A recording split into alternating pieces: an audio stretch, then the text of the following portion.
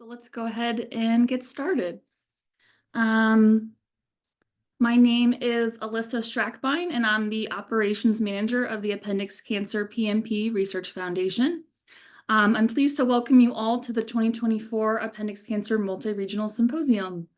I'm very proud to announce that we have almost 500 registrations this year, including physicians, healthcare professionals, researchers, patients, caregivers, and their friends and family from over 22 countries around the globe. On behalf of AC and PMP, I would like to thank our moderators, Dr. Levine, Dr. Lambert, and Dr. Taraga, and of course, all of our speakers today. We just have a quick housekeeping before we get started. All your lines are muted to reduce background noise. This presentation will be recorded and you will have access about an hour after the symposium is over. And we will be using the Q&A feature at the bottom of your screen today. We did receive a lot of questions submitted during registration, and we'll try to get to as many as possible. There will be 3 sections during today's symposium where you'll be able to ask questions. One second. All right, and with that, I am going to introduce Dr. Levine, who's going to be our moderator for Part 1, Education in Fundamentals. Dr. Edward Levine is a surgical oncologist at Atrium Health Levine Cancer and professor of surgery and chief of the Surgical Oncology Service at Wake Forest University School of Medicine. He joined the faculty at Wake Forest in 1998 after being a faculty member at LSU New Orleans for 6 years.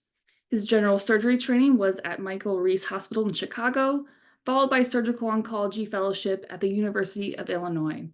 He was promoted to professor and chief of surgical oncology in 2002, and he's the founding director of the Surgical Oncology Clinics, chair of the Hospital Cancer Committee, deputy director of the Oncology Service, site PI for the NRG, and medical director for oncology optimization at the Cancer Center at Wake Forest University. And with that, I'm going to hand it over to Dr. Levine.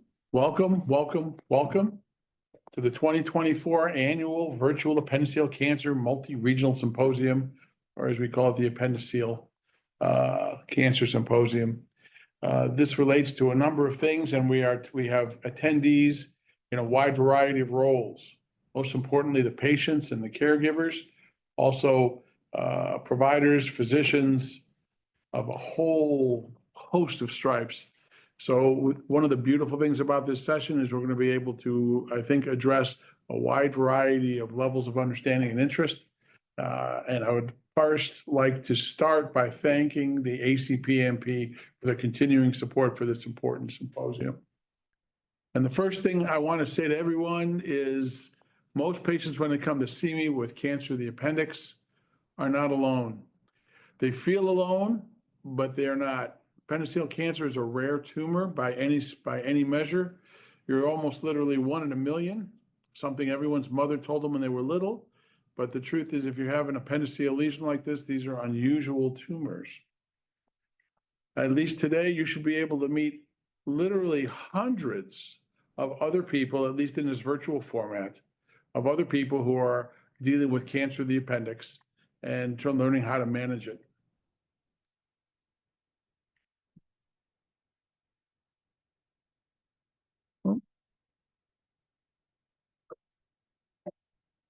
I'd like to start with basically some introductory comments, and this is for beginners. So for those who have been wrestling with appendiceal tumors and pseudomyxoma for a long time, I hope this will be more of a review.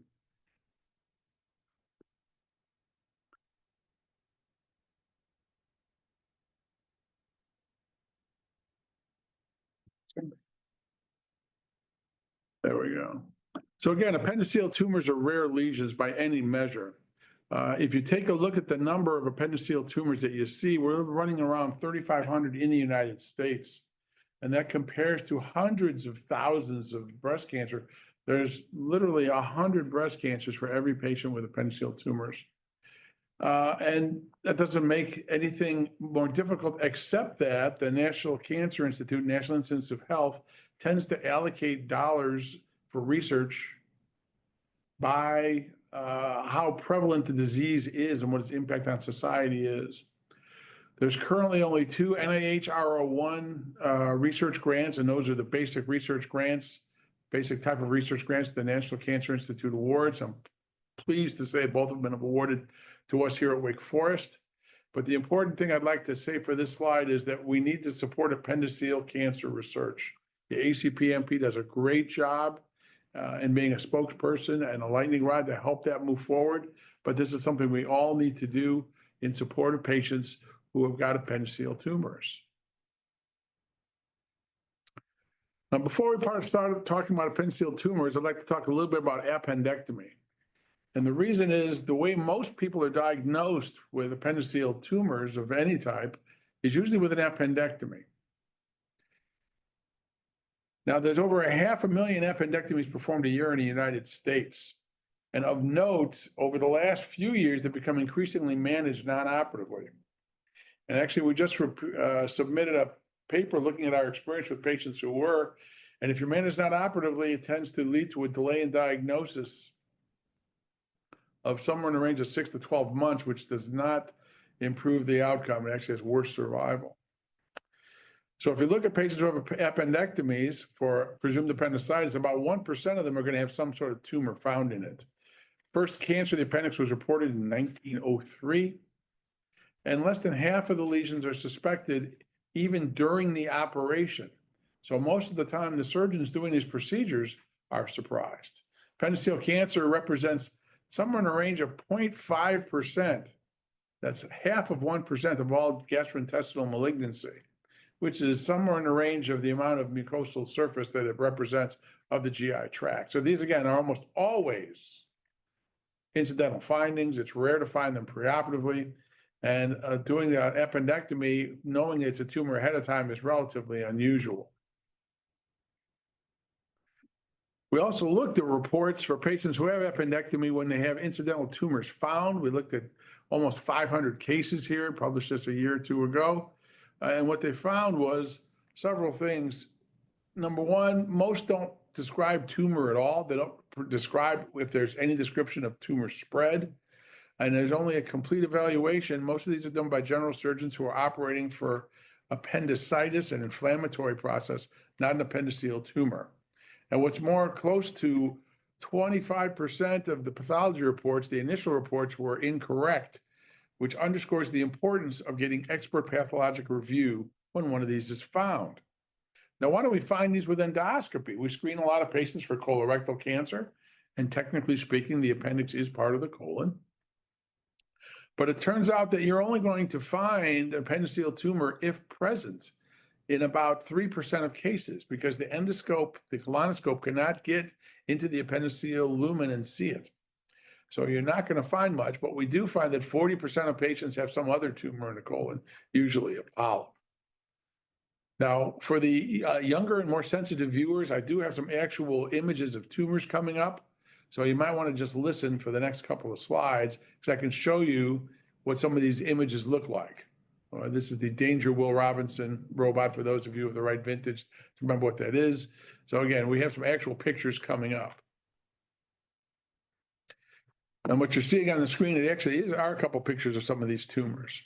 There's somewhere in the range of 10,000 benign appendiceal tumors. And I say in the range of, because the actual number is not well documented. It's hard to know, but it's in there. They're more common than the malignant variety. Again, mostly incidental.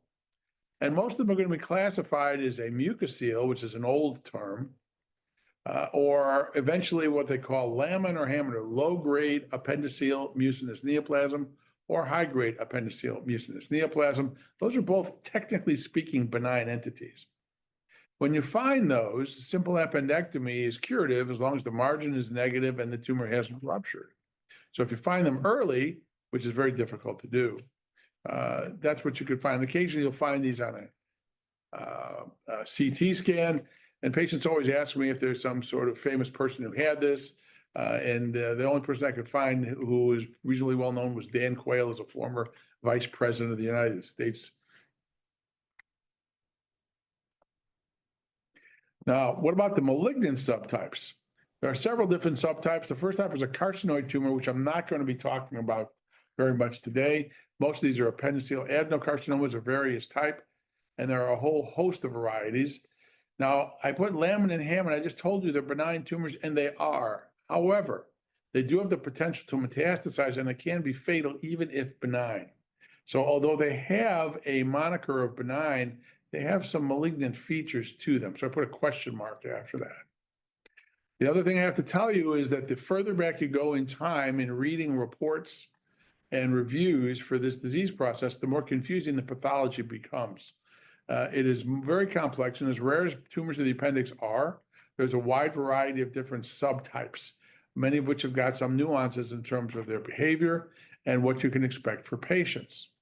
Now, the incidence of this disease is steadily increasing, and these are numbers over 40-year periods, and you can see that the number of cases is going up. Now, whether this actually represents how frequently the disease arises, or we're just finding it and pathologists are more adept at making this diagnosis is unclear, but clearly we're seeing substantial increases. Over the past 40, 50 years, we're seeing roughly doubling to tripling of the number of cases that are being diagnosed. PMP, or pseudomyxoma peritonei, what is it? It's actually a syndrome of mucinous ascites, originally described in 1884. That's 140 years ago. Oops, sorry about that. For you math fans. So this has been around and known for a long time. The vast majority of these come from the appendix. And to make it more complicated, not all appendiceal tumors are going to result in pseudomyxoma. They can arise from either low-grade or high-grade tumors. And if you have pseudomyxoma and the mucinous tumors, and what you're seeing there is an abdomen open, filled with mucinous material, and the bucket is what this actually looks like. And it looks like what it is, which is mucin, which I know sounds kind of gross, if you forgive me that. But mucin is really an important part of the GI tract. It's the lube that helps food move through our guts. Humans are completely dependent upon it. And as long as the mucin is in the lumen of the gut, is digested and recycled. If the mucin gets outside of the gut, the body has no ability to absorb it or break it down, and tends to accumulate. So if you have a tumor which produces mucin and it gets outside and perforates, some of the cells that are in there can get out, can line the cavity and start doing what they think they're supposed to be doing, which is producing mucin, which tends to accumulate. Now, if you have this mucinous tumor of this volume, the chance of making 5 years, if you have no treatment, is in the 10% range. And removal of the mucin is not curative. What you want to get rid of is the tumor that produces the mucin. That's the key to treatment. Now, another question that comes up is, are these inheritable tumors? And the answer is usually not. So unlike a lot of tumors which run generation to generation, like a breast or ovarian cancer might, there are some genes which can predispose you. About 10% of patients, who have these appendiceal tumors have got some sort of an inheritable gene, but whether those are actual drivers is difficult to say, probably not. We've got a series of about 1,000 patients here, and we've only got 3 or 4 that are first-line relatives between generation to generation. And so it tells you it is possible, but relatively unlikely. This is another paper, a different number, another paper saying essentially the same thing. About 10% have got some sort of a syndrome, but it's not clear whether these inherited genes are actually the driver of appendiceal cancer. This is, I think, my only slide on carcinoid. These are very different. They can arise from the appendix, frequently so. Again, if you take these out, sometimes you need additional treatment in terms of additional surgery. HIPEC does not really work for these, and this does not lead to pseudomyxoma peritonei ever. So again, this is a very different thing, but you'll hear about appendiceal carcinoids more frequently. That's not going to be the focus of what I'm talking about this morning. And again, people like to know if there's someone famous who had this. These are 2 people who are celebrities, if you will, who passed away of the disease some years ago. And the point of this slide is that, again, we've got a variety of things, and we need to know if the tumor is not only present in the appendix, but has it spread to anywhere. And these tend to overwhelmingly spread, not so much through the bloodstream, but through the peritoneal cavity to metastases in the abdominal cavity. And to the surgeons in the group, if you find one of these, what do? Take out the appendix, send off some tumor markers, don't do extensive dissections, and send to an experienced center, which is something you'll be hearing throughout the day. These are unusual tumors. They should be treated at centers with experience with this disease process. So now let's focus a little bit on appendiceal cancer. About 3,500 cases a year. They're usually found ruptured. Sometimes you'll find additional tumors. When we find them, there's some classical tumor markers, which are blood tests, which look for CEA, CA19-9, CA125. Newer are ctDNA or circulating tumor DNA, sometimes Signatera is the one you most commonly hear about. Its use in appendiceal tumors is still not clear, but it's something that you'll probably hear about. The prognosis when you find it is closely related to grade and whether it's spread anywhere.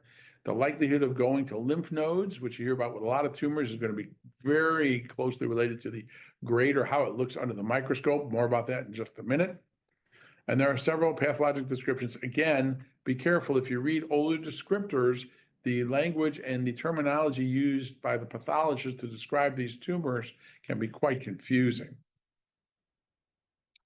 And this is a delightful sheet, and you have to look real close to see it. And this is a listing of all the different pathologic descriptors that you're going to see.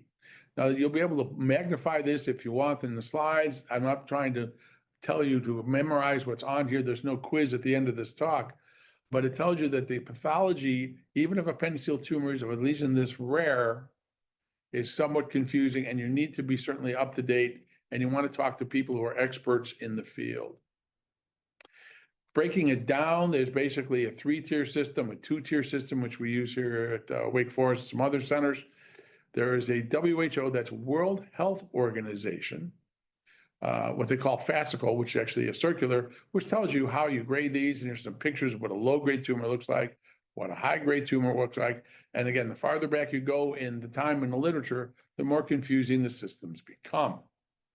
So low grade, these are what they see. Few cells, lots of mucin. Higher grade, definitely nastier looking tumors. And when we talk about grade, that really relates to how much do these cells look like normal cells. The less they look like normal cells, the higher grade they're going to tend to be. And there are very detailed systems for how an expert pathologist will classify these. Now, it's important because you see these survival curves here, and these are 3 separate studies. They all say exactly the same thing, which is if you look at the grade of the tumor, the best survival, so what you see here is a curve, years on the bottom, percent on the y-axis. And what that's going to tell you is the lower the grade of the tumor, the better the outcome. And the difference is substantial. Some of those curves are hundreds of months long. So the low-grade tumors tend to survive far longer than the high-grade tumors. And getting an expert pathologic opinion, I'll keep saying that. I cannot say it enough. That's crucial to understanding what the appropriate therapy is. In addition to looking at these cells under the microscope, which is how the pathologist is going to come up with a grade, there are a number of prognostic features, which you see at the top of the slide there. We've also been a lot of work in genomic profiling. I published, I think, the first whole exome sequencing on this some years ago. And what we found is if you look at the curve on the right side of the screen, survival of 100% at 10 years, 120 months with a low-grade tumor with favorable genetics. If you look at the left side of the screen, what you'll see is we have different patterns there. Those are patterns of DNA gene expression. And today's wordly wise word is dendrogram, which is what that represents. That's how you represent that. And the important thing to take away there, if you're a patient, is that the gene profiles of different types of tumors are very different. On the left side of the screen are predominantly colon cancers. On the right side of the screen, predominantly appendiceal cancers. And you don't have to be a geneticist to see that there are substantial differences in the patterns of gene expression. As we look at the genetics, which is, again, important, what you find is that the rate of coding mutations per megabase, that's the graph on the right side, is very low for these appendiceal tumors. And that's important because if it's very high, you can use some of the new immune modulators or checkpoint inhibitors, which the medical oncologists on the panels are going to be talking about a little bit later. And again, what this shows you is the genetics of appendiceal tumor are substantially different than that of colorectal cancer. And if you go to centers which aren't experienced to this, they're going to treat every appendiceal tumor like a colon cancer, which is absolutely not appropriate.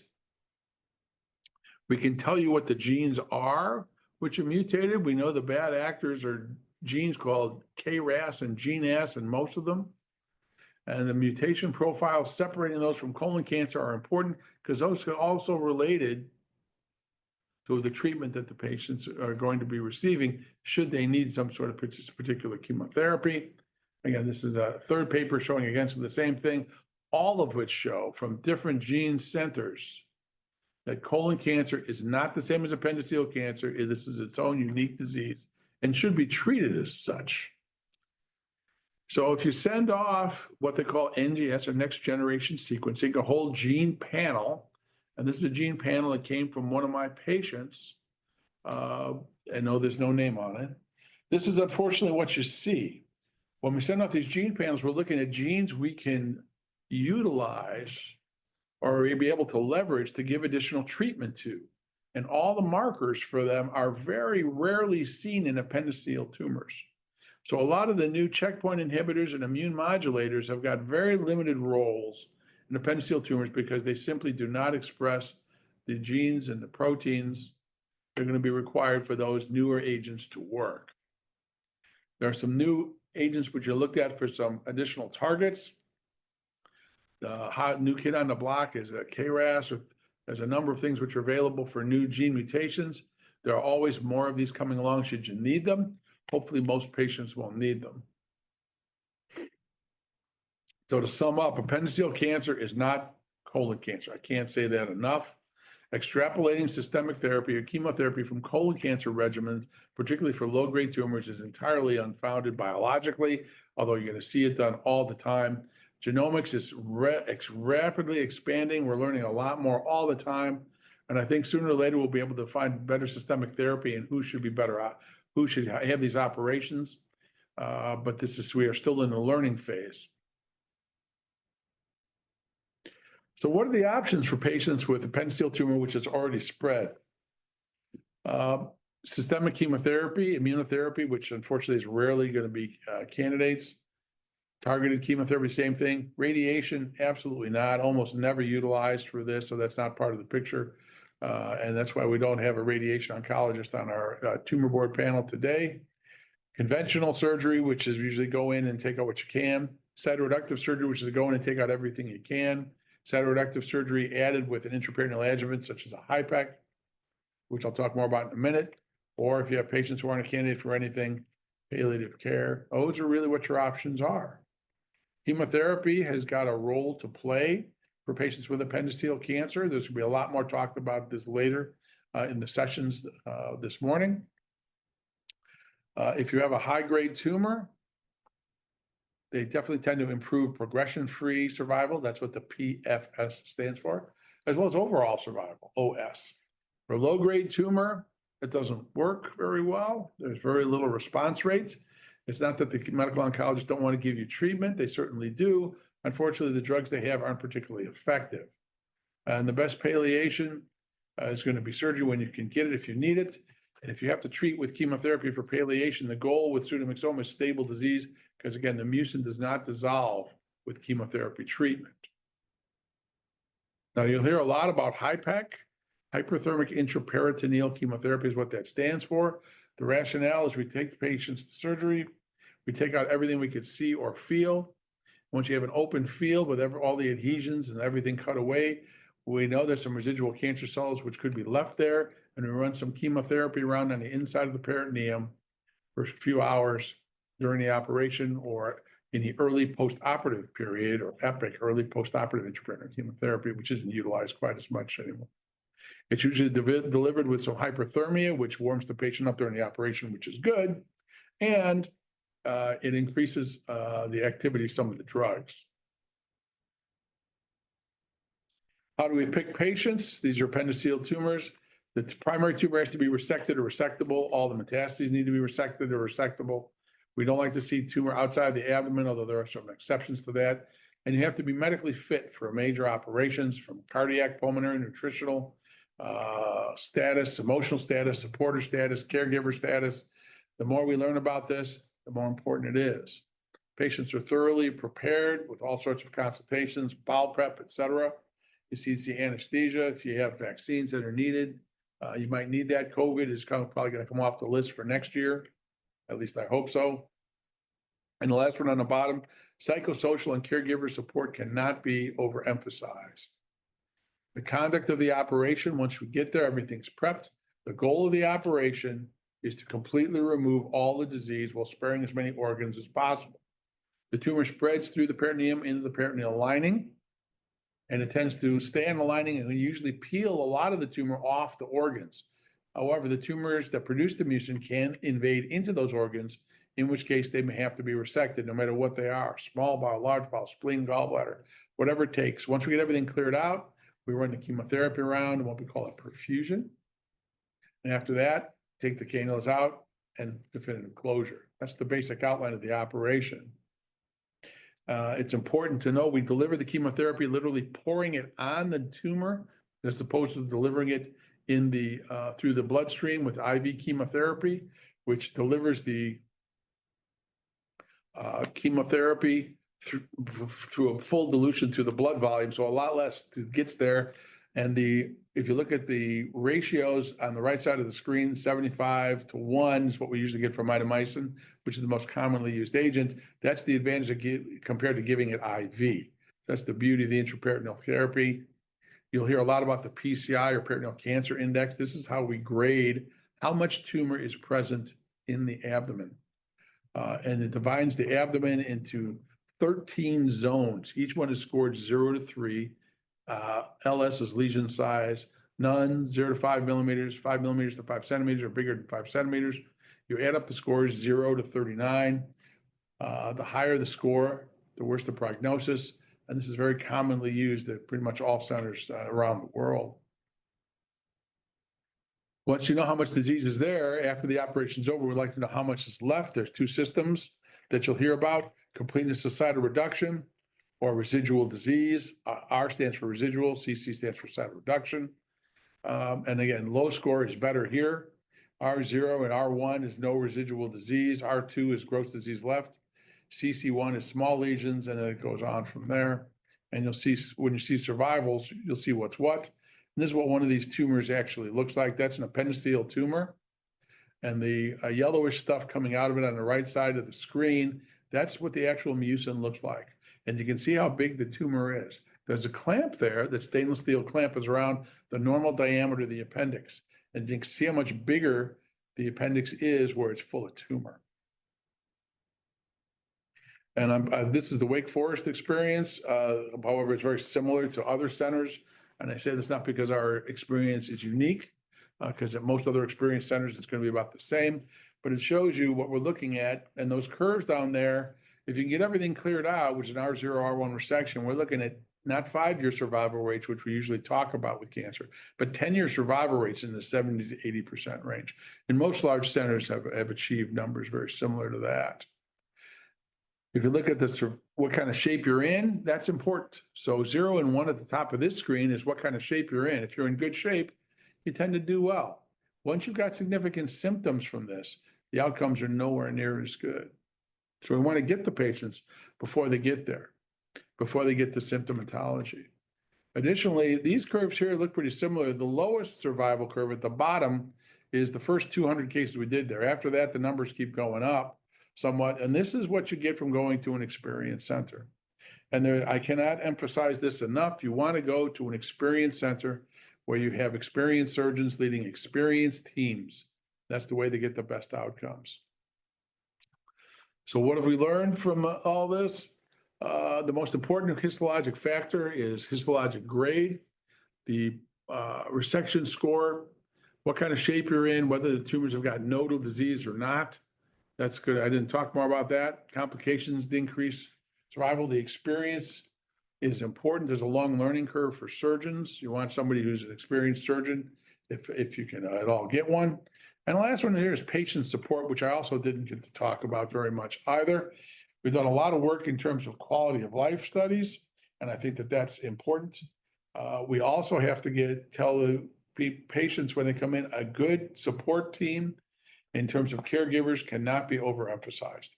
So having a team when you come to these sort of procedures cannot be overemphasized. And I think at this point, I'm going to start to transition and we're going to move from here and go into the next phase of the sessions.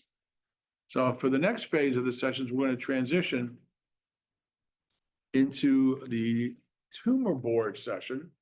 And I'd like to start out with just some introductory comments. So this is essentially a mock tumor board.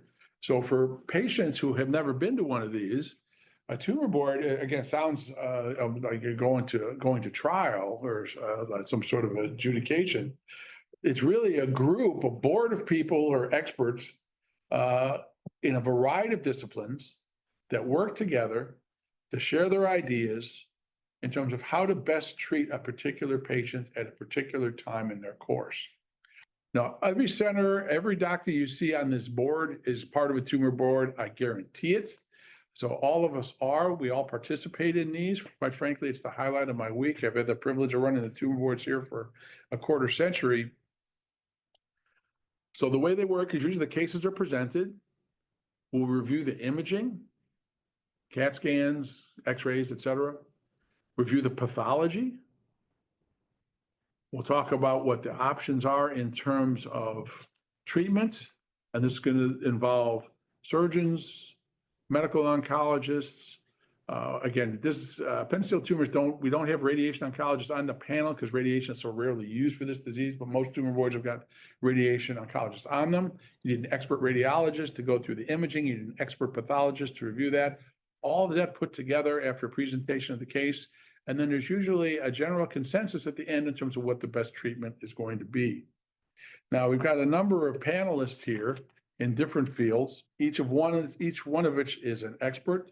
So we have, there's three of us in surgical oncology, myself, Dr. Laura Lambert from the Huntsman Cancer Center in Utah, Dr. Kiran Taraga, who is at Yale, medical oncology, Dr. Shen and Dr. Foote. Dr. Shen is at the MD Anderson, Dr. Foote at the Memorial Sloan Kettering. And Dr. Sturgill, sorry, didn't mean to leave her out. She's at the University of Chicago. Dr. Brown is our expert radiologist for today. Dr. Misraji and Dr. Affolter, and I hope I didn't massacre any of those pronunciations, are our pathologists for today. So to all of us on the tumor board, thank you. Thank you for participating today. And I think we have some presentations to come. I believe Dr. Lambert has got the first case. Yeah, thank you. And I just want to thank Dr. Levine for spearheading this effort and for the ACPMP Research Foundation for putting on this webinar every year and really giving us an opportunity to reach out to so many people and provide education. I had a chance to look through the pre-submitted questions, and I think a lot of those questions will be answered as we go through the day, so keep listening. And I just want to thank all the panelists on the tumor board. And I recognize that the cases that we've selected are largely focusing on low-grade mucinous neoplasms of the appendix, but I'm hoping that we can broaden the discussion and maybe ask questions that if this was a different type of histology, how would we approach this? What would your thoughts be? Because there's a lot of questions from the audience about the different types of cancers that we see with the appendix. So without further ado, I'm going to present the first patient. So this is at the time of presentation, 32-year-old woman who was actually being evaluated for infertility. And as part of that workup, had some pelvic ultrasounds and was noted to have fluid in the pelvic cul-de-sac. And this prompted a pelvic MRI, which noted some fluid in the abdomen or ascites, as well as some thickening of the right fallopian tube and some nodularity on the uterus and ovaries, as well as thickening in the pelvic peritoneum. And because of that, she was taken to the operating room where she had a diagnostic laparoscopy by one of our gynecologic oncologists. And at the time that she was found to have an abnormal appendix. So biopsies were taken and the appendix was removed. So I don't know, Dr. Brown, if you want to start by showing some of the imaging that you have.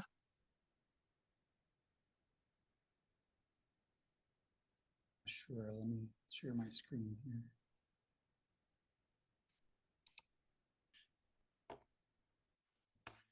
Unfortunately, it's sharing some of the blank monitor space. Sorry about that. And this was I have the original MRI here on the bottom right that was obtained after they noted some fluid on some of the ultrasounds. And you can see, as Dr. Lambert mentioned, thickening along kind of the right tube and right ovary, and fluid in the posterior cul-de-sac as well. Dr. Levine, are you seeing the images? No. Dr. Foote, are you sharing your screen or? Because the description's excellent, but we can't see the pictures. So Sorry. Dr. Brown, I'm sorry. Yeah, sorry about that. My Zoom just quit. Let's try this again. Are you able to see my screen? Yes. There it is. Yeah, Thank thank you. you. Yeah, wonderful. Please Great. proceed. Yeah. Sorry about the technical difficulties. So we'll back up a little bit. So this was the initial MRI that was obtained right after noting that pelvic free fluid, and there's some kind of thickening along the right fallopian tube, broad ligament, and then some nodularity along this right ovary. Dr. Brown, let me interrupt you if I could. I don't know if you got an arrow on there, but again, keep in mind, a lot of the people on the call are laymen. So if you could point out what's what in the pelvis. Oh, certainly. Yeah, so this is a T2 weighted MRI. It's very good at looking at fluid structures. So we have the bladder, we have this kind of free fluid that's abnormal in the pelvis. And then we have the uterus here, we have ovaries. This is sort of an axial view of the abdomen. So it's sort of if someone took a transverse section of the body, and you're kind of looking from feet to head here. So we see some of the bony structures of the pelvis and the hips. And then as we go up in the body, we see the uterus. We have a left ovary here, a right ovary here, and then we see all of this fluid just kind of interdigitating around structures, which is abnormal, and then this tissue that's abnormal as well on this MRI. It's maybe a little bit more straightforward on the CT. This was the initial CT that was obtained subsequent to that MRI. And again, these are all in the transverse plane, like you're looking sort of up the CT table at the patient. And so everything on the right side of the screen is the patient's left, and stuff on the left side of the screen is towards the patient's right. And then this tells us what sort of density the structures are in the body. So we see these very, very, very, very white structures on the image are bones or calcium. Kind of intermediate gray is things that are various degrees of soft tissue density. And then a kind of lighter gray is more towards fluid or water density. And then things that are very black, like outside the patient or in the bowel, that's gas. And so this shows us, again, the same findings as the MRI, but in a just sort of different grayscale. And so we have the uterus here sort of centrally in the pelvis. It's outlined by all of this fluid. And then we see some dilatation and thickening of this right fallopian tube, which sort of connects the uterus to the right ovary, which is seen over in this portion of the pelvis. All of this fluid sort of everywhere in the abdomen and pelvis. And then this is a little maybe harder to appreciate, but there's the peritoneal lining of the abdominal cavity, and it's generally imperceptible, as you can see sort of here towards the front of the patient. But on the kind of side wall of the pelvis here, it's thickened, and so there's some findings here of abnormal peritoneal soft tissue. It's all somewhat present here along this right fallopian tube. Right. Have changed the window settings here next to this ovary as well. And then So Dr. Brown, a lot of people ask us questions about the difference between MRI and CT scan, people who are going to be followed, monitored for a long period of time are worried about radiation from CT scans. Can you just, and also whether one modality is better than the other for looking for, especially for like pseudomyxoma, can you comment on any of those things? Sure. So the MRI doesn't use any ionizing radiation, so it's probably the safest modality for monitoring. It uses a very strong magnetic field, whereas the CT does use radiation.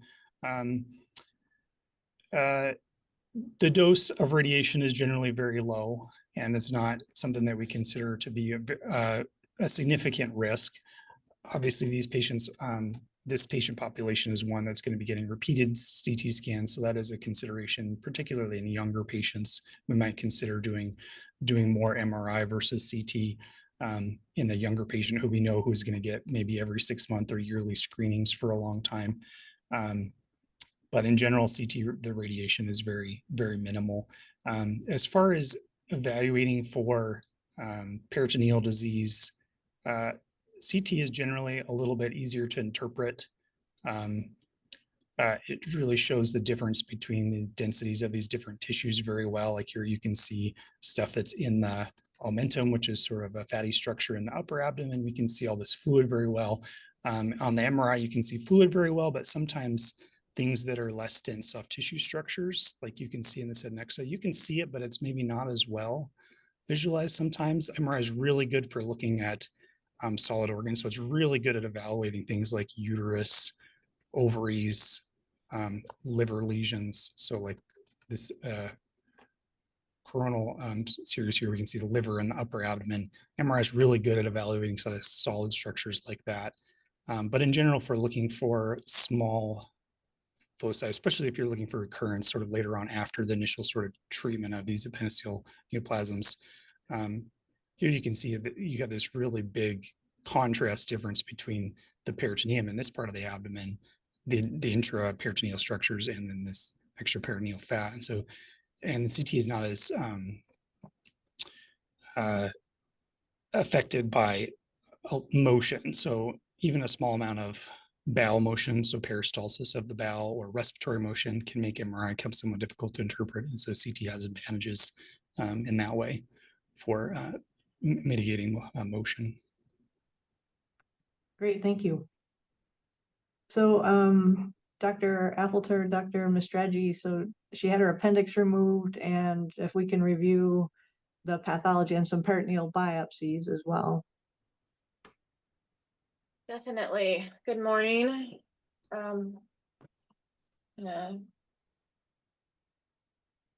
Share my screen.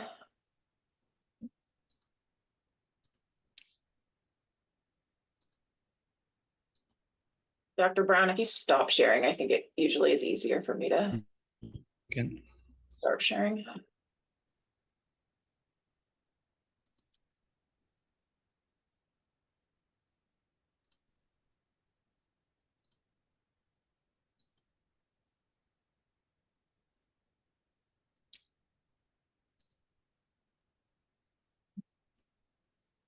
Okay, it shows that I am sharing. Do you see a bunch of pink Yes, on your please, slide?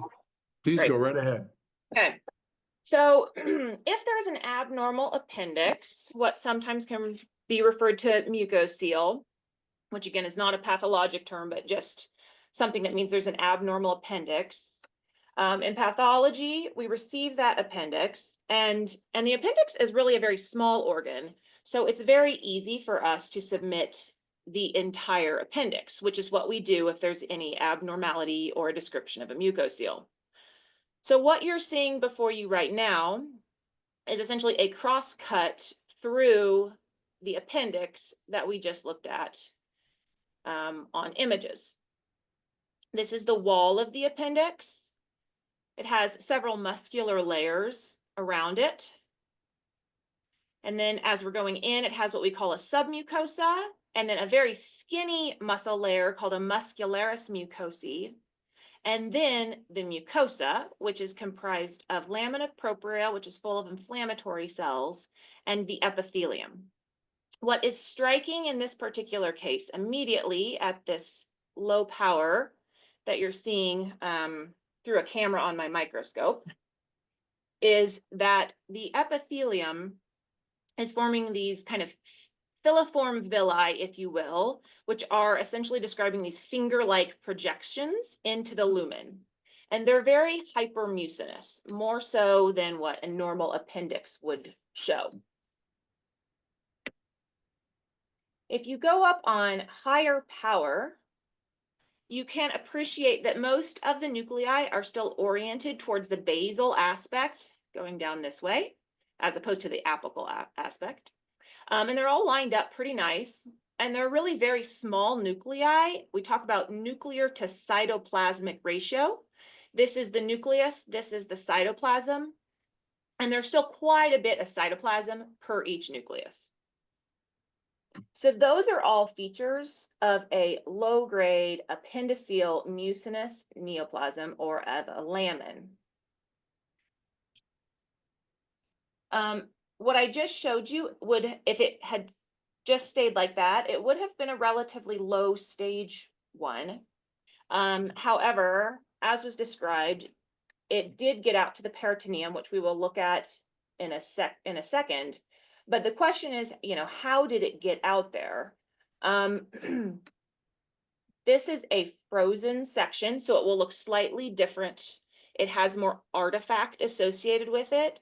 A frozen section is performed intraoperatively, so it's on fresh tissue when the surgeon is still, has the patient on the table and wants to know the diagnosis in real time.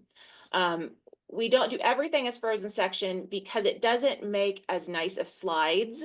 And sometimes you cannot tell to the amount of detail what you can tell when it is formalin fixed and then embedded, as you saw on the first slide. However, on this frozen section, here we are again with the appendiceal wall, muscular wall on the outside, and you see what is probably a diverticulum or an outpouching of this mucosa heading out towards the outside. Now it's carrying kind of some of this lamina propria and this muscle with it, so that I don't think it's actually invading in the wall, but it does seem to be pouching out into it. And it might, sometimes the literature talks about like a previous sealed perforation. We'll never know if that's what happened here, but this slide makes you wonder if that was the path the tumor took to get outside of the appendix, because there was not a clear perforation. And then the last side of the primary appendix that I will show is this. So for any surgical resection, we want to sample the margin to assess if it was completely out.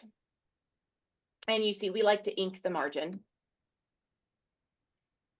It's blue ink. And if you go down on higher power, you can see that these kind of low-grade nuclear but neoplastic features are continuing on to this margin section. So it was incompletely excised on this first surgery. Now, as Dr. Levine alluded to, sometimes these can be really tricky. The very first section I showed was a classic lamin. However, what was also accompanying it were these kinds of sections. So to compare, here is your very classical appearing low-grade appendiceal mucinous neoplasm. Then to compare, you have this section, and you can notice it's a little bit more purple at low power. The nuclei appear a little bit more jumbled, as though they are not oriented towards the basal membrane as well. But they're not clearly high grade, but it did make our group wonder about the possibility of a high grade appendiceal mucinous neoplasm. And so for that reason, we did consult Dr. Mizrahi, who is also on the call, and he is one of the leading experts, if not the leading pathology expert in appendiceal pathology. And so I would like to ask him how he decides when to go from a laminin, low-grade appendiceal mucinous neoplasm, to a hammin, a high-grade appendiceal mucinous neoplasm. Thank you, Kaisa. This case was sent to me in consultation asking about whether I would classify this as low or high grade. And to me, I acknowledge that there were areas that I think are intermediate, a little bit worse than you might expect for low grade, but to me didn't meet the threshold for high grade. High grade appendiceal mucinous neoplasm is a relatively newer entity. I think there's a lot less known about it. And so I really feel it needed to rise to a level that distinguishes itself from every other tumor. And most low-grade tumors, like any tumor, they will have some variability, some areas that are clearly very low grade, some a slight hair worse. And that's where I thought this one lied, a slight hair worse, but not enough to send it into an upper category where there's so much less known about it. And so I think trying to keep it into the context of something people are more comfortable with. There's a lot more literature about this. So it would have to be something that really distinguished itself as very abnormal nuclei. And these were only a little bit worse than their neighbors. And that's why I didn't think it merited classifying it as high grade. And that kind of leads to the secondary discussion as well with regards to the pseudomyxoma. Oftentimes, most of the literature quotes that what's out in the peritoneum, the pseudomyxoma peritonei, correlates with what you see in the appendix. So because originally we were worried about the possibility of a hammin, we were also then probably semi-biased and became worried about the pseudomyxoma as well. Those come in 3 grades, PMP grade 1, 2, and 3. Most of all the PMP, just like most of the appendiceal mucinous neoplasms, are low grade, PMP grade 1. I think this case does have clearly some low grade pseudomyxoma in it. It usually shows itself as strips of epithelium with residual kind of mucin, oh, that's not quite the screen, mucin caps. You And see, for the sake of people who don't know what we're looking at, just to let them know what we're looking at now is tissue in the abdomen. Can you point out to the viewers what is mucin here? Like that should not be here. so all of this in the background are big pools of what, if we didn't have those strips of epithelium, what we would call organizing acellular mucin. Now, this is actually acellular, which is what we're referring to is no neoplastic epithelium. But we know this is actually in the patient, in the peritoneum, because we have organizing mesothelial cells, which are the lining of the peritoneum, and we have some neovascularization, knowing that there had to be some blood supply in here. And so if all it was this organizing acellular mucin, you see just this kind of film of stuff, then that would be a better prognosis than if we have strips of epithelium. But even if it's just low grade, which again is the majority of the time, usually it's pretty hypocellular, so that you don't, so you have to kind of look around and find those strips of epithelium. And that's a good sign if it's hypocellular, and this clearly is hypocellular. Yeah, so if I can interject, when we're looking at this tissue, this should not have, if you took tissue from someone's abdomen, they should not have all this gray, blue material. That is abnormal. So once we see that, we're already dealing with someone who has mucin in the abdomen. And our next move as a pathologist is to search for the tumor cells themselves that produce this mucin. If we don't find any tumor cells, that's probably better than finding them. But our job is now to find them. Usually they're not very many. So these are little engines producing mucin that are embedded in this. And eventually, Kaisa, if you want to find a group, like even that little group, oh, okay, like even these, just stop on one of them and Sorry, let's my just screen and my microscope don't match perfectly, so I have to, there we go. There we go. There's a cluster of cells right in the middle, and they have those gray-blue bubbles.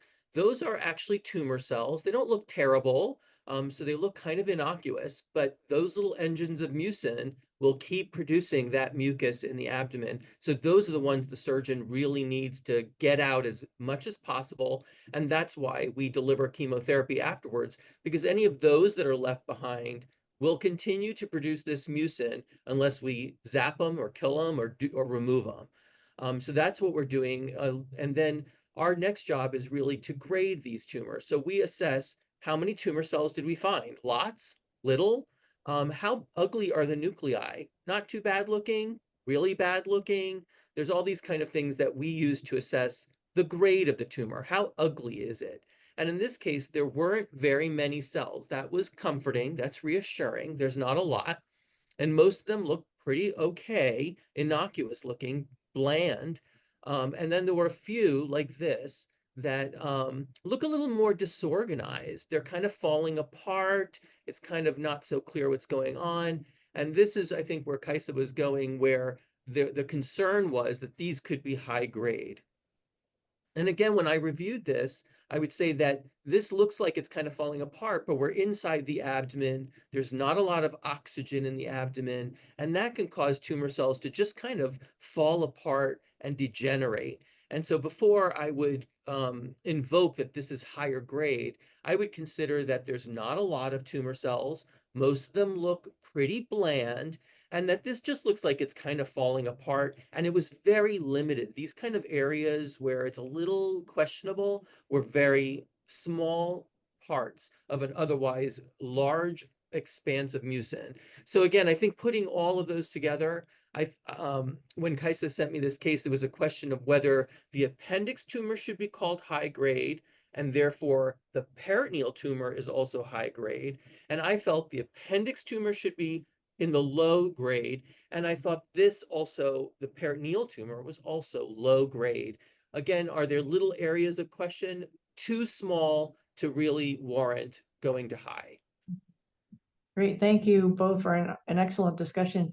While we have you on the spot with that, the description of how you decide something is high grade or low grade, or the features that you're looking at, there's a question from the audience about how you distinguish like goblet cell and signet ring cell. Can you just describe that in sort of general broad terms? Yeah, I would say that goblet cell tumors are almost a different variety. Their architecture is very different. These are definitely forming strips. In the appendix itself, a goblet cell tumor is not really that papillary villus proliferation inside the appendix, but really in that muscle wall that was in the outside. And it actually does invade into the appendix in these little clusters of cells. And then when they spread, they have the same pattern. Signet ring cell is a little bit more challenging, but I'm going to describe it as what happens is the cells that you're looking at in the appendix and in the peritoneal cavity stick together. All cells in the body have an innate ability to stick together, which is why our bodies don't fall apart, right? They need to be able to stick together. Signet ring cells are tumors that have lost that ability, and they become individual single cells. And the concern about those is that their ability to spread through tissue is exacerbated because they are not holding on to others. So imagine if you were trying to get through a crowded train station and you were holding on to 40 other people and you're trying to get through that crowd. It's really hard. If you were to just let go of those people, you're going to be able to run through that crowd. And that's what a signet ring cell can do. It can spread through tissue a lot faster and more aggressively because it's not holding on to its partners, and every tumor cell is on its own. And that's what makes them concerning. But they are individual single cells, and they have a mucin vacuole, and so they look kind of like a ring. They have the nucleus where the DNA is and a mucin bubble, so that gives it a look of a ring, a signet ring, which is an old ring that kings used to use to seal letters. And so that's where that term comes from. So the concern is they are single cells, so it can spread more aggressively than cells that still are holding on to its partners. Great, thank you.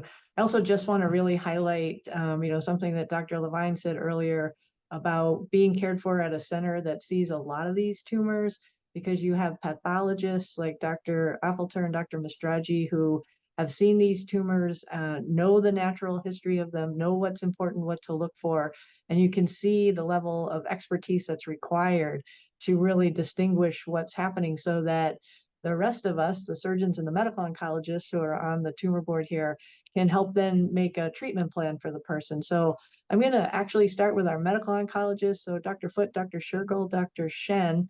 There were a number of questions in the pre-submitted questions from the audience about the role of systemic chemotherapy in pseudomyxoma. So that's one question. But in addition to that, I'd love to get your thoughts about how you approach low-grade mucinous neoplasms versus this newer classification of Hammond or high-grade appendiceal mucinous neoplasms. Any role for chemotherapy in these disease entities? I'm happy to start. Thank you, first of all, for this opportunity, and to both the pathologists. I learned a lot. Thank you. But regarding the question, then, I think for Lamin, I tend not to do chemotherapy. I think there's data, retrospective studies that have shown that chemotherapy does not have a role in those tumors. I will say there are lamins that can have the high grade component, and then the high grade component grows, or we can even see like we've also seen adenocarcinomas that later on come that we diagnose later on, and so that's where I do see roles for chemotherapy. Having said that, there are cases where it's just really hard. I mean, the clinical course is consistent more with a higher grade tumor, but every time you do a pathologic diagnosis, it comes back as lamin. So those are tumor board discussions and consensus discussions to see whether chemotherapy should be considered in those cases. I'd love to hear what Dr. Foote and Dr. Shen do. Yeah, thank you so much. And of course, I completely agree. And it's wonderful to be here with you all. This is a wonderful discussion. So I totally agree. I mean, chemotherapy, just for our audience, is really works on actively dividing cells. It involves steps when one cell becomes two. And in order to do that, it has to replicate its DNA. So a lot of our chemotherapies prevent that process from happening, and that's what kills the cell. If a cell is fast growing, there's lots of moments for chemotherapy to strike like a cobra and kill the cell. If a tumor or lamin grows very slowly, chemotherapy strikes, but it doesn't tend to hit it at the right moments to really kill the cell. So this is something in oncology we see all the time. The slower growing the entity, the less likely chemotherapy really benefits the patient. And our pathologists have amazing more knowledge than me, but I'll just talk as a layperson here. So that's why lamins are typically very slow growing. So if that's all you see on the pathology, we are very pessimistic about chemotherapy working. And in fact, there's considerations with HIPEC. It's controversial, but a lot of us are even wondering if HIPEC even really makes that much of a difference, because you're exposing cells that are very slow growing to one moment of chemotherapy. So I do not treat lamins with chemo, but I think Dr. Shergill has a great point that sometimes we might miss. There might be a clinical syndrome going on where the patient's having symptoms and they're growing much faster than we expect. And we keep getting biopsies and we're not seeing anything high grade, but they're acting high grade. And sometimes you don't catch all of the disease on the biopsy. And so sometimes we risk the sense that maybe there's a higher grade disease present and lurking and causing more trouble. So sometimes you really have to think about each person as an individual, but I don't typically treat lamins with chemo. Hammonds, I also don't really treat with chemo unless they have a moderately or high grade differentiation component, but curious to see what other folks think. Sorry for taking the time. Great, thank you. Dr. Shen? Yeah, so great to be here, and I want to echo that. I think Mike summed it up pretty well. That traditional chemotherapy, which is unfortunately really what has been kind of the only thing available to most appendix cancer patients, which is chemotherapy that has worked in colon cancer, attacks the rapidly dividing cells, and so a low grade tumor is less likely is dividing much slower. And so the traditional chemotherapy doesn't work as well. However, that applies to traditional chemotherapy. And so, this is not necessarily ready for prime time yet, but there's a lot of reason to think that newer and targeted therapies could be effective in this space. These are getting evaluated in clinical trial setting for right now, but there's some promising data about a potential for immune therapy in these populations, data looking at modifying how the microenvironment, like the non-tumor cells, and particularly these fibroblasts, like respond to the tumor cells with things like VEGF inhibitors. And then, one thing that hopefully is coming in the next year to 2 years that we're very excited about is KRAS inhibitors. That's the most commonly mutated gene in these low-grade mucinous tumors, and we think that the targeted therapies will work because they should work.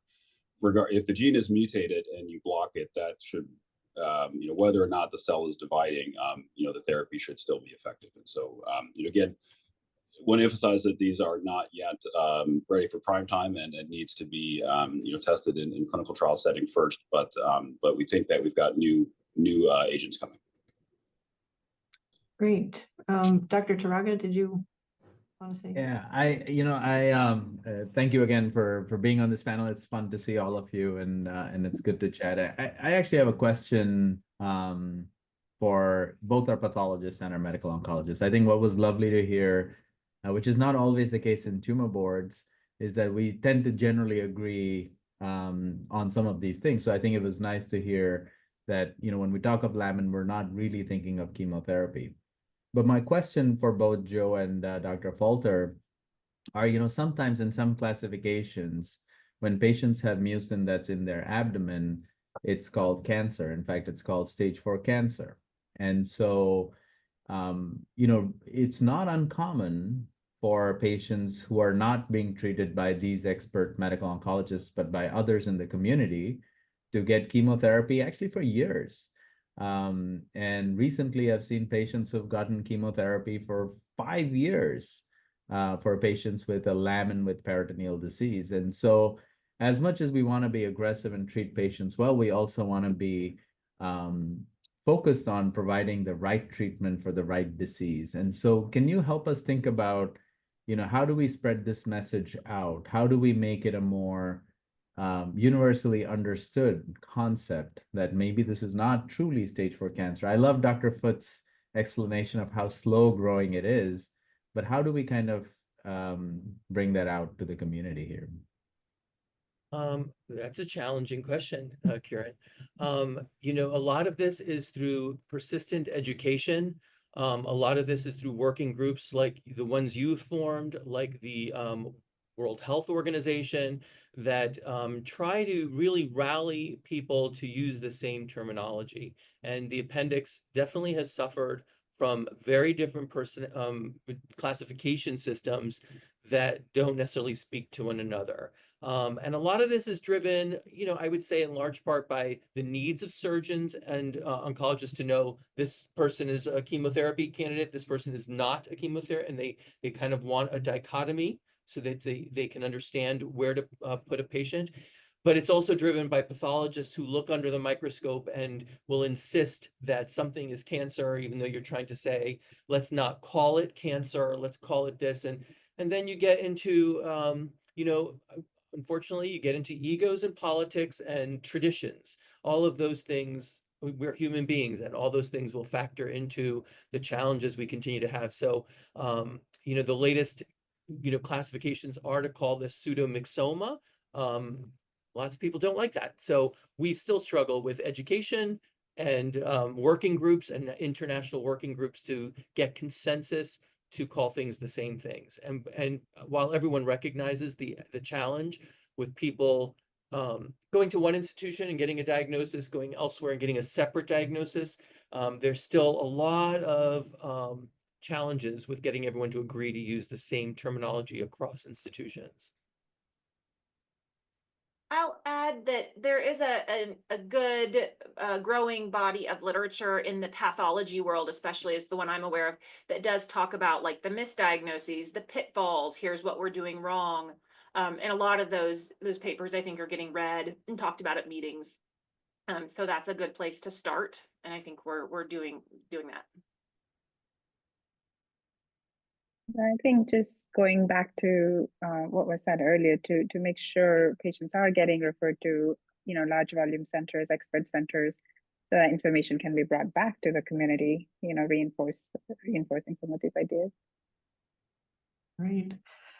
Before we we have a number of cases that we wanted to get through, and this is what often happens in real tumor boards too, right? Is we get into these very rich discussions, and this has been great. But I do know there's one question that's on the audience's mind, and that is the role of immunotherapy, and not just specifically for laminar Hammond, but for, let's say, appendix cancers and tumors in general. Dr. Foote, Dr. Shergill, Dr. Shen, any role for immunotherapy at this point? What are your thoughts about that? Yeah, I think it's definitely something to be considered.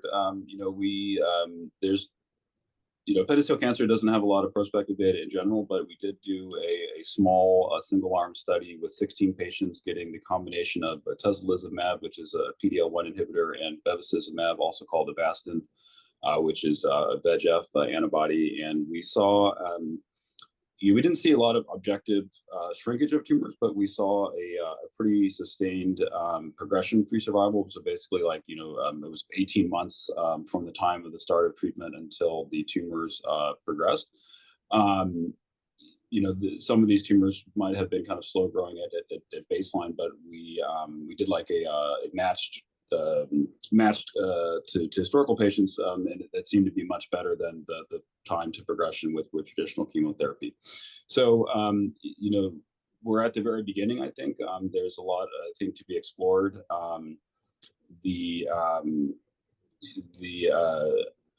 I think that just the single agent PD-L1 inhibitors have not worked very well. I think that there needs to be a combination, just because the non-tumor cells seem to exclude the important part of the immune system, the T cells, from getting into the tumor. And so I think that's why we have to have kind of combinations of drugs that turn the T cells on, along with drugs that allow the T cells to actually get next to the tumor. Yeah, I think Dr. Shen has beautifully said. Oh, sorry, I don't know if someone was going to say, but I would say, so I work in a genomics and immunology lab. The problem with a lot of these low-grade tumors is that they're very bland to the immune system. The immune system doesn't get very excited about them. And it's something that a lot of smart people like Dr. Shen and some of us are trying to figure out. I completely agree with Dr. Shen. I think for most patients, a single immunotherapy drug will not be effective.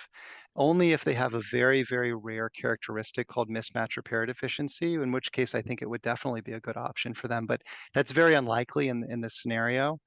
But I also agree with Dr. Shen. I think new things are coming. I think there are some combination treatments that are starting. We're having a trial that's hopefully opening in the spring with some new immunotherapies that are second generation for patients with appendix cancer. So I'm hopeful that we can get that trial open.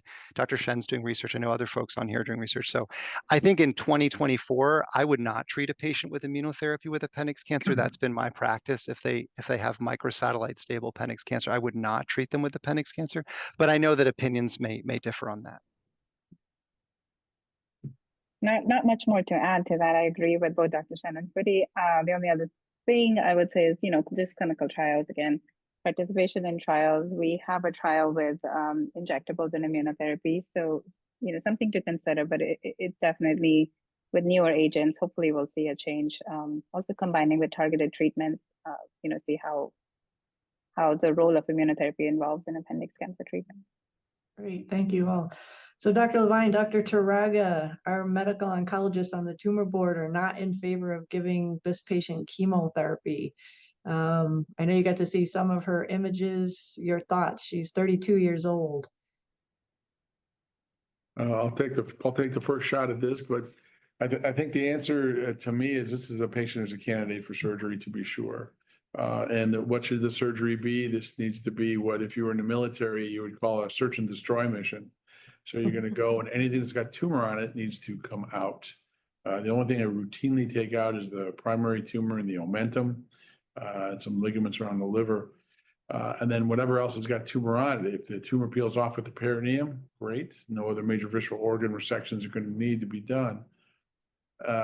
And unfortunately, when it's all over the reproductive organs, and this patient started out in an infertility clinic, I'll also tell you that some of the toughest consults I've had to deal with are patients who go from the fertility clinic to the oncology clinic. That is a very tough mental change to get patients through in terms of getting them ready for the next step of therapy. So what would I do? I think I'd be preparing her for a side reduction. And here we usually add a HIPEC with it. I want to just put a little asterisk on that. And I think one of the questions that came up that Dr. Foote brought up is how effective is the HIPEC here? I think you have a problem which is a foot long, and the surgery is 11 3/4 inches of that one problem. How much does the HIPEC do? We can debate that. That's a whole separate symposium. We still offer it here. But I think certainly an aggressive side reduction is certainly in order. And I certainly strongly consider some sort of intraperitoneal adjuvant. Dr. Taraga, and again, in the context of a patient who was diagnosed while undergoing, workup for infertility and really wants to have children, thoughts on preserving the ovaries, the uterus at the time of surgery? How do you approach that? Yeah, I mean, I think, obviously Dr. Levine laid out the ground principles of cytoreductive surgery, which I think, I 100% agree with. It's a very challenging circumstance for fertility preservation. And I think, this is something where you have to have very close conversations with the with the fertility folks. In some patients in whom the ovaries are not significantly involved, we have done oocyte harvests and things like that. It's always tricky, going through the vagina with a needle into the ovaries and pulling oocytes out, which are eggs. But potentially could you be seeding the vagina when you kind of go through tracks like that? So these are sort of theoretical things in terms of how we think about that. Certainly the uterus is actually very interesting in these surgical cases. In the past, we used to always take the uterus out, but I do think, to Dr. Levine's point, you can actually save the uterus and strip the posterior pelvic peritoneum, so you can actually clean the area out. And sometimes saving the uterus gives patients options for, for having pregnancies, intrauterine pregnancies with hormonal support, even if the ovaries are taken out. And I do think it also allows for future, surgical resections if patients ever need it. So I think there's many ways and nuances that I think all of us have developed in our practices, really being goal concordant with the patients, thinking about what is important to them. We've certainly had patients who we've left the ovaries in, done the HIPEC and the cytoreduction, and then, they've had subsequent pregnancies, but some of them have had subsequent recurrences as well. So just a conversation of like, what is a risk that is worth taking, what is not worth taking, and sort of the nuance around that. Great, thank you. So that's what we did. This patient was taken to the operating room, had a complete cytoreduction and a HIPEC with mitomycin. That was actually 1.5 years ago now. We were fortunate. She had a lot of the more viscous mucin, and we were able to do largely a visceral sparing cytoreduction and the HIPEC, and she recovered well from that. And miraculously has gone on to have a spontaneous pregnancy, and so good news on that front as well. And she did have the oocyte or the egg harvest prior to the surgery. So I agree, Dr. Taraga, obviously we're going to keep close eye on this young person, and but so far so good, and we'll hope for the best going forward. So great. I think I have the next case too, so I guess we can move on. So this next person also has a history of low-grade mucinous neoplasm. She is 72 and was initially diagnosed with pseudomyxoma, or with a low-grade mucinous neoplasm in 2019. At that time, she actually had some postmenopausal bleeding that prompted an ultrasound, which showed a mass on her right ovary. She then had a CT scan, which showed the same. Her tumor markers, so these are blood tests that we check to look for proteins in the blood that may reflect the presence of tumor or cancer cells. She had a CA-125 that we more typically think about using for ovarian cancer.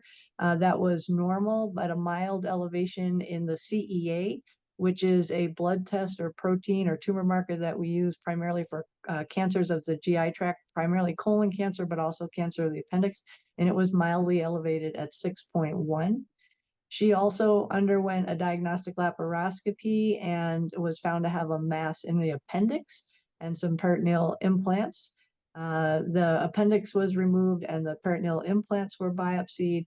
And the final pathology in this case did reveal a low-grade mucinous neoplasm with acellular mucin, so very relevant to the conversation that we just had. And so she has some imaging. So Dr. Brown, so she's been followed since then, and there have been some mucinous or implants that we've seen, findings on the CT scan that we've been following since 2019, so 5 years now. So if we can review her images, Dr. Brown.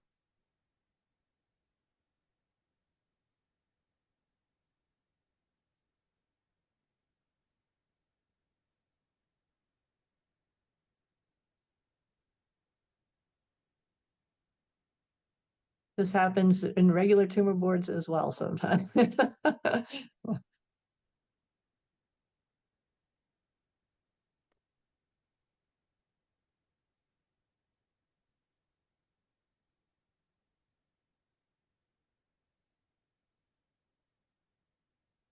I apologize. Zoom is having some trouble. Are you able to see the images? Yes, thank you. Yeah, perfect. Okay, so her initial presentation kind of images are up here in the top right, and she had this mass that was identified in the right adnexa, and you can see it's sort of indistinguishable from the. It's actually hard to tell where the ovary is in here. The ovary is probably somewhere adjacent that were involved with this mass, and then it's also right up against the cecum, which is part of the large bowel, part of the end of the colon here. And you can't actually see a distinct appendix here, but you can see the appendiceal orifice, which you can see on this. This is a kind of frontal view, like you're looking at the patient from the front. So we see the lungs and heart and things, and then abdomen here, and then low in the down in the pelvis, we see another view of that mass. Again, it's very close to the bowel. It's very close to the uterus. We can't really distinguish an ovary, and we can see it surrounding the base of the appendix here. You can see it sort of protruding into the cecum. So we have this mass here, and then she also had some low density material present along the surface of the spleen. So this kind of intermediate gray organ here, which is in your left upper abdomen, that's the spleen. And you can see this low density stuff with this very white stuff, which is calcification, scalping the edge of the spleen, and then sort of a separate little collection here under the diaphragm. So this was her before any surgery. And then I have several other CTs. This one on the top left here is the most recent. And she's had this mass in the pelvis resected and her appendix taken out. But she's had these low density sort of collections present in the left upper abdomen as well as the right upper abdomen for several years now.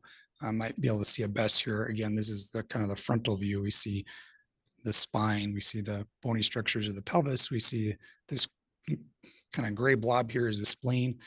And she has these kind of lobulated low density things that are actually invading a little bit into the spleen with these really bright white calcifications. And they've been there for a number of years, have waxed and waned a little bit in size, but haven't grown a lot. And then a little bit of this low density material that's consistent with mucin under the right diaphragm. So between the muscle of the diaphragm and between the top of the liver, which is this structure here.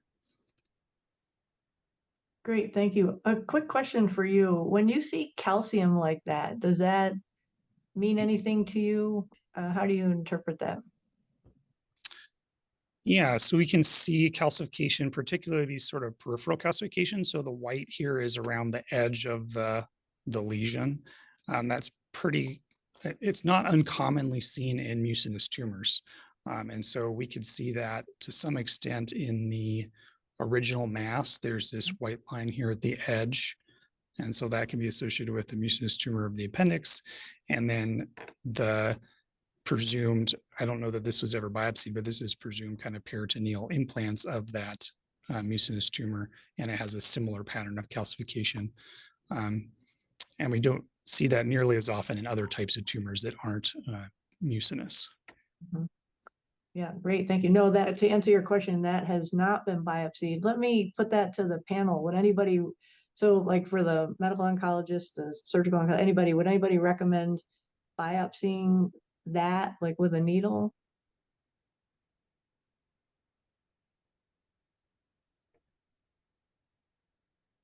Do we feel I'd pretty go- yeah. I'd go with absolutely not. I think, you know, radiology has shown you pretty clearly what this is. So I think you have a diagnosis. I'm not sure that a needle biopsy is going to help you very much here. And plus biopsy in that position's got some risk engendered to it, of course.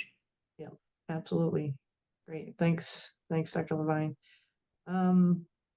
Dr. Affelter, can you show the pathology?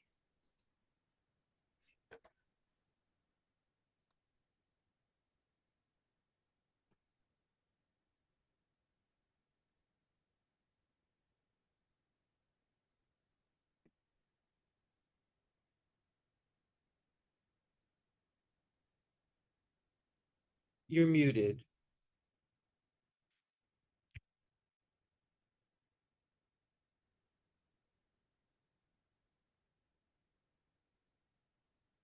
All right, sorry. This one is similar to the previous one, and that it is pretty, there's an abundant amount of mucinous, low-grade epithelium. The nuclei are all basally oriented, big mucinous caps along them. And then they are forming kind of these villi, these little finger-like projections. There's a closer up view. Now this one is scanned in, which is actually nice, so that I can get to a really low power for you guys of the cross section of the appendix, and you can see where it did perforate through. So even though it's all very low grade epithelium, you can see how the wall has been kind of obliterated here by this mucin. Now at this low power, I think what's also good to appreciate is how this type of tumor has what we call a pushing border. So it's very straight edged all around here, and kind of to the point of the question they got asked earlier about how some of these get called carcinoma or adenocarcinoma. That is a great distinguishing factor from an adenocarcinoma. These lamins have pushing borders, whereas adenocarcinomas have what we call infiltrative invasion, meaning that the glands just kind of go where they want, and they create a stromal response around them. They look very different. You just have glands sporadically kind of pushing through the wall, or infiltrating, I should say, through the wall. And then here, again, is what was out in the abdomen, in the peritoneum, which is predominantly acellular mucin, again, with all of those kind of findings that we know happen in PMP, being the mesothelial hyperplasia, inflammation, vessels, etc., but no neoplastic epithelium, just this mucin. And so that was our stage. Dr. Mizrahi, do you have anything to add on this one? No, I don't. Not at this time. Great. Thank you. I guess back to, so now. Laura, I would ask one quick question. That is based on what the pathologist received. Do we know? So they were unable to find epithelial cells. That would be potentially good news for the patient. But we know I think she had a recurrence. So do we know in her initial surgery, did she have everything removed? Did the pathologist get everything, or was it a sampling, or was there visible disease left behind? Do we know what the circumstances were there? Yeah, so she had those perisplenic implants present at the time of her original surgery, and those were not removed. So she had her appendix taken out and some mucinous implants that were in the peritoneum closer to the appendix removed. And that's all the pathology that we have so far. So, Right. and we've been following this now for 5 years. You can see, I know we just got a couple of quick views, but there has been some slow progression, particularly around the liver, and you can see the perisplenic implants are a little bit more prominent, but really not seeing any evidence of disease elsewhere in the abdominal cavity. So maybe a question for Dr. Levine, Dr. Turaga, would you recommend a right hemicolectomy for a patient with a low-grade mucinous neoplasm like this?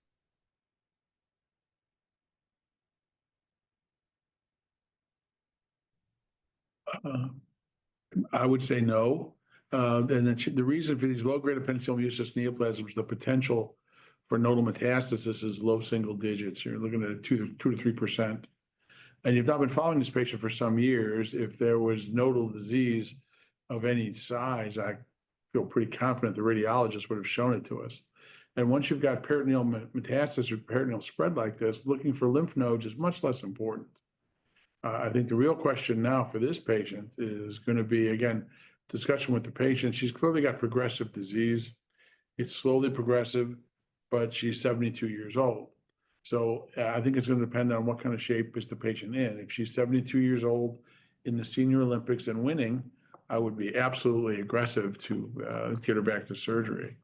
If she is not in good shape, if she had a heart attack and is on dialysis, I would absolutely not operate on her. And so I think it's going to be an assessment of how she's doing, where she's at. And if you're going to operate, I think you have to pick the time. The only real bright side to this particular type of indolent tumor is that you can choose your moment. So if she's going to go to surgery, she can pick a time that's convenient for her, not before the family reunion, or she can do it after holidays or that sort of thing. So one question that often comes up is there any way to predict sort of like, again, so this has been smoldering for 5 years, slowly growing, slowly progressing.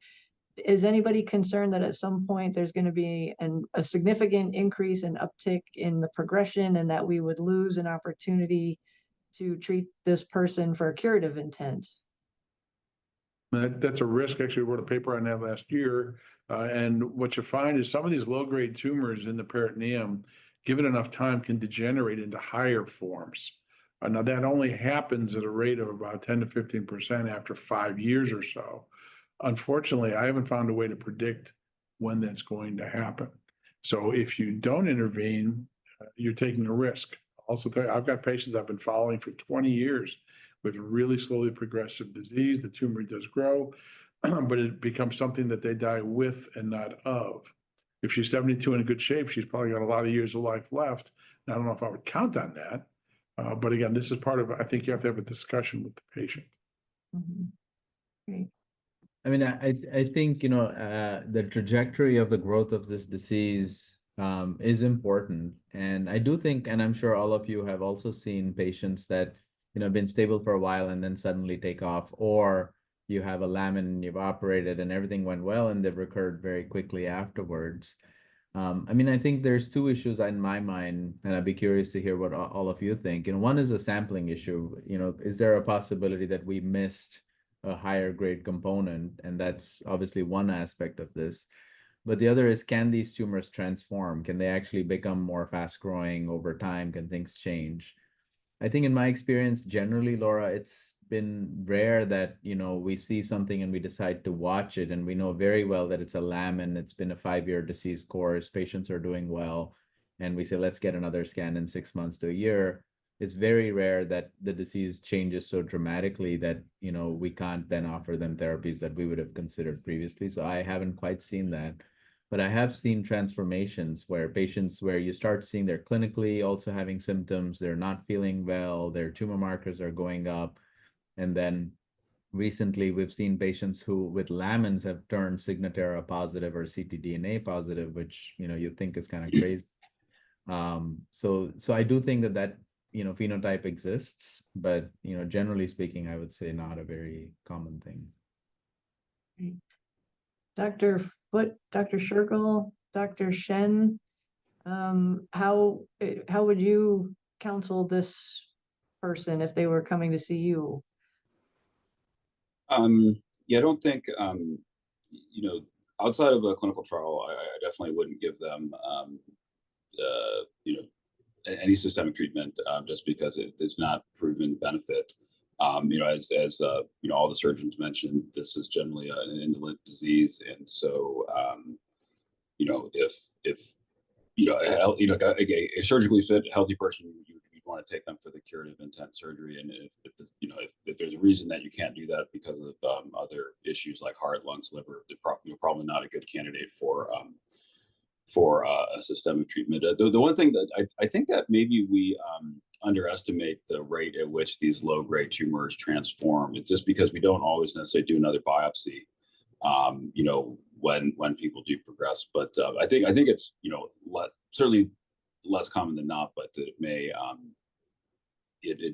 happen slightly more frequently than Great. Dr. Levine, Dr. Taraga, so what surgical approaches would you recommend? Is there any role for, do you think there's any role for just doing cytoreduction alone, taking a laparoscopic approach? What are your thoughts on less than the full on cytoreduction and HIPEC? Well, I think you're going to be, the problem with less than a full cytoreduction is if you're leaving gross disease behind, you're not achieving very much. So you want to get all the disease out, if at all feasible. The outcomes are so much better with a complete cytoreduction than they would be with a partial. You're going to need an incision at least big enough to get the spleen out with. It's a fair size spleen. So to me, I would certainly approach this open. And I think the problem is you're going to have to peel down probably do a hepatic capsulectomy that takes the outside lining of the liver and the underside of the diaphragm off. Those are very difficult things to do with a laparoscope or even a robot, to be honest. So I'd certainly approach this open. The other thing I'd probably do is she's getting her spleen out. He gave her splenectomy vaccines prior to coming to the operating room. So you can avoid the problems of having your spleen out in terms of specific OPSS. So I would approach this open if you're going to do it. To me, the key question, Dr. Lambert, is should you do it? Yes or no? If so, what's the optimal timing? But if you're going to do it, I would certainly go in and clear it out. I'll also tell you, you're likely to find disease outside of the areas that the CT shows you. One of the things that we'll see as operating surgeons is that even high quality CTs and MRs tend to undercall the amount of peritoneal disease which is present. Not because there's something wrong with the radiologist reading. I think it's a limitation to the technology in terms of what they can detect. I think, I would agree with Ed on a lot of these comments. I think generally for patients to just think about, while laparoscopic cytoreductive surgery is certainly something that I think, I'm sure all of us have done and is certainly feasible, it's generally for patients who have very low burden disease in very little area where it's a fairly straightforward. And I think the key component is the oncological piece of this, which is to make sure we're doing a complete surgery. I think the only settings in which doing sort of these limited things is in setting of palliation. So like if you're doing it for a specific symptom or a specific problem, I think that may be an opportunity where you just do a small component of the surgery. But I think otherwise, I agree with that. If you're going in, you've got to just clean it all out or not. I think the bigger decision is whether you go do surgery or don't go do surgery. Great. Well, thank you all. Stay tuned on this one. This is a story that's still in evolution. So we probably don't have enough time for another case presentation just because these discussions have been so rich. So I'd like, if we can, just while we have this incredible group of experts on, maybe address some of the questions that have come up in the chat specific to this discussion. And there's been a lot of questions about goblet cells. I know we talked a little bit about signet ring cells, but Dr. Affelter, Dr. Mistragi, can you give us maybe a pathologic, like how you identify goblet cells? And then Dr. Foote, Dr. Shergill, Dr. Shen, this often falls into your area where we are thinking about using systemic chemotherapy. And then maybe Dr. Levine, Dr. Taraga, how do you approach goblet cells with regard to where does surgery fit in? So Dr. Mistragi, Dr. Affelter. Give me a second. So it goes to someone else, and I'm going to actually pull up a slide. And if I can share it, I will show it. So Fair go enough. to someone else, and then I'll come back. All right, well, maybe then we'll go to Dr. Foote, Dr. Shergill, Dr. Shen.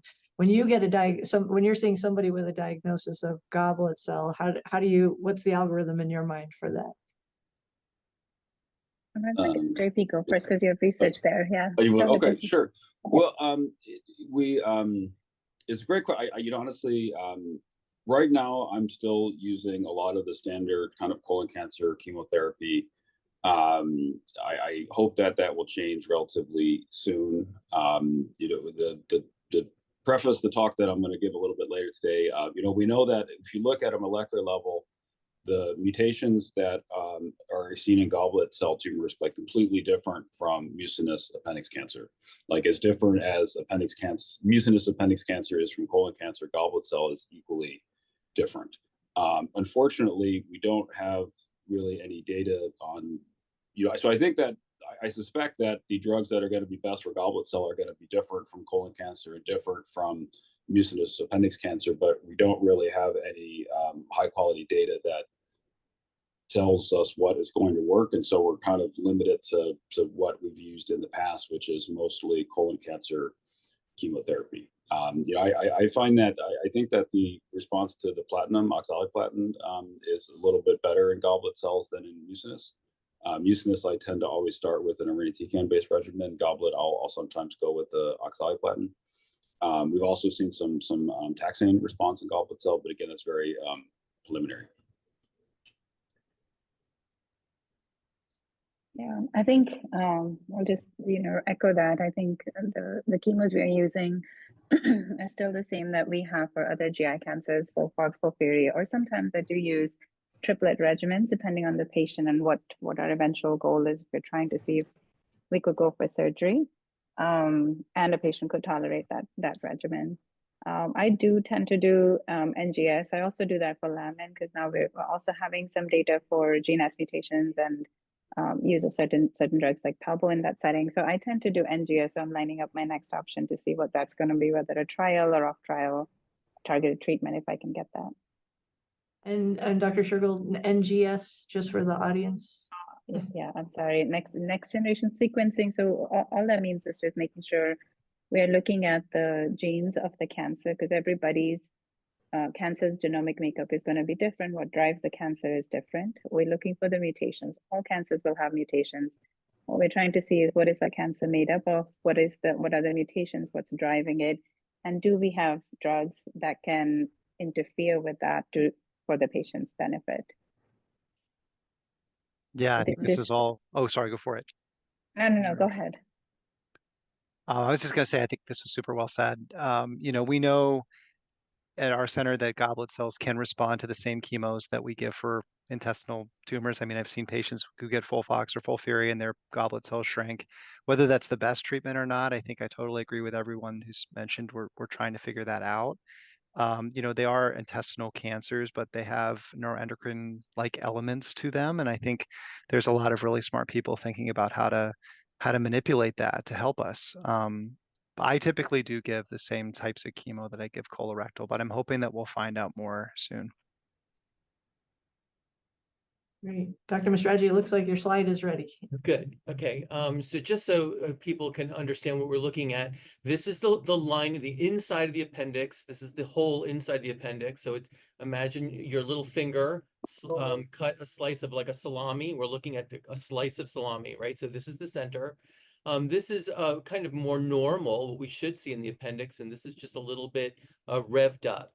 This is that muscle coating around it. Now you can subtly see that there's actually a little bit of increased cells here. This is very pink. There's some like a collection of cells there. And as I get closer, so we're not dealing with a tumor inside. Instead, we're dealing with a tumor inside the wall. What we should see is this. This is normal, just muscle. Make that go. What we should see is just muscle. And then as we crawl over here, now we're seeing these clusters of cells that have these bubbles. This is called a goblet cell. Why is it called a goblet cell? It looks just like these guys over here. These are in the normal colon and appendix. These are goblet cells, which are the mucin-forming cells. So we have a tumor not inside the appendix, but in the wall of the appendix that forms these little clusters of these mucus cells in this peculiar kind of arrangement of little clusters and tubules infiltrating the wall. This is what we call a goblet cell adenocarcinoma, a very peculiar kind of cancer that is almost entirely limited to the appendix in this form. Great, thank you. Dr. Levine, Dr. Foote, thank you for joining us. Dr. Levine, Dr. Taraga, your thoughts on when you are seeing somebody with a goblet cell cancer of the appendix, how do you approach that? I approach this very much like a high-grade cancer of the appendix. So they tend to respond, as we've been hearing, to chemotherapy substantially better than the low-grade lesions do. And usually there's a limit to how high a peritoneal burden I would be willing to take on. So once you start seeing really extensive peritoneal burdens with these goblet cell cancers, the cytoreduction of HIPEC is going to lose some of its effectiveness, particularly if a complete cytoreduction can't be achieved. Clinically, if you hold these tumors in your hand, they're much more sclerotic and scar-like than the mucinous tumors, the Lammen, the Hammond, low-grade appendix. They look different, they behave differently, and they tend to grab onto the outside of the bowel surfaces. Now, even amongst these goblet cells, there's some variation within them. The particular higher grade ones can be very difficult to control with surgery. The lower grade ones, I think you still operate on and do a little bit better. So I think that you can't approach these the same way in terms of surgery as you would a Hammond or a Lammen or a low-grade pseudomyxoma tumor. So to me, these are treated much more like a high-grade cancer of the appendix or a high-grade colon cancer for that matter.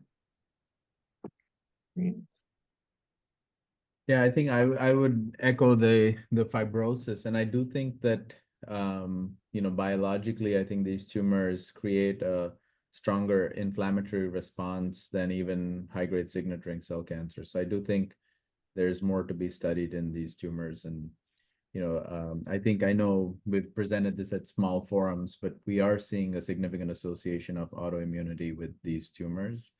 And so I think that there might be some work on, teasing that out more. Yeah, I think the good news is we are defining these cancers on a more and more sophisticated level of detail, with the next generation, the genomic testing, the pathology, and then obviously what we see clinically and with all the evolution that's coming with immunotherapy. At this point, we just need to study this more to really understand, as Dr. Levine said earlier, how to provide people with the best treatment for the type of cancer that they have. We've been able to put cancers into large buckets and large groups, but the way forward is really going to be hopefully looking at that specific cancer and treating the specific mutations that exist in that cancer for that particular person. So I know everybody on this panel is working in that direction and trying to really focus their efforts on cancers and tumors of the appendix, for which we are incredibly grateful. Because it is such a rare cancer, it's hard to get that kind of research done at a much higher level where more people are affected. But so grateful for all the effort and time and intelligence and expertise that people on this panel have put into treating these cancers. So I think that's going to conclude the tumor board. We're going to turn it back over to Dr. Levine. Thank you all again for joining us. Very much appreciated. Yeah, thanks to the panelists. If you want to hang on for a few minutes, we're going to move into the next phase for a little while, which would be my favorite part was a Q&A phase. But in terms of take-home lessons, again, for the patients who are watching, never seen a tumor board. So what is the tumor board? It's a group of experts who are going to get together. You present the patients, you review all the data, and then you have what I call a meeting of the minds. And it goes to show you that you've got a great deal of expertise, which is brought by physicians in different areas, each of which has subspecialty interests and knowledge, which can be brought to bear for the good of the patient in terms of making a plan. So why don't we move into the Q&A, and actually we've got a whole host of questions and answers here.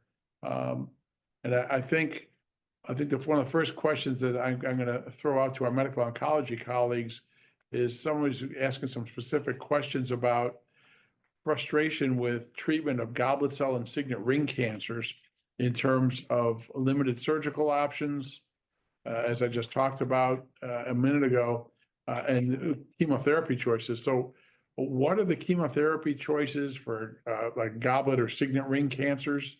And how do you approach them for patients who have failed upfront therapy, which is almost inexorably FOLFOX?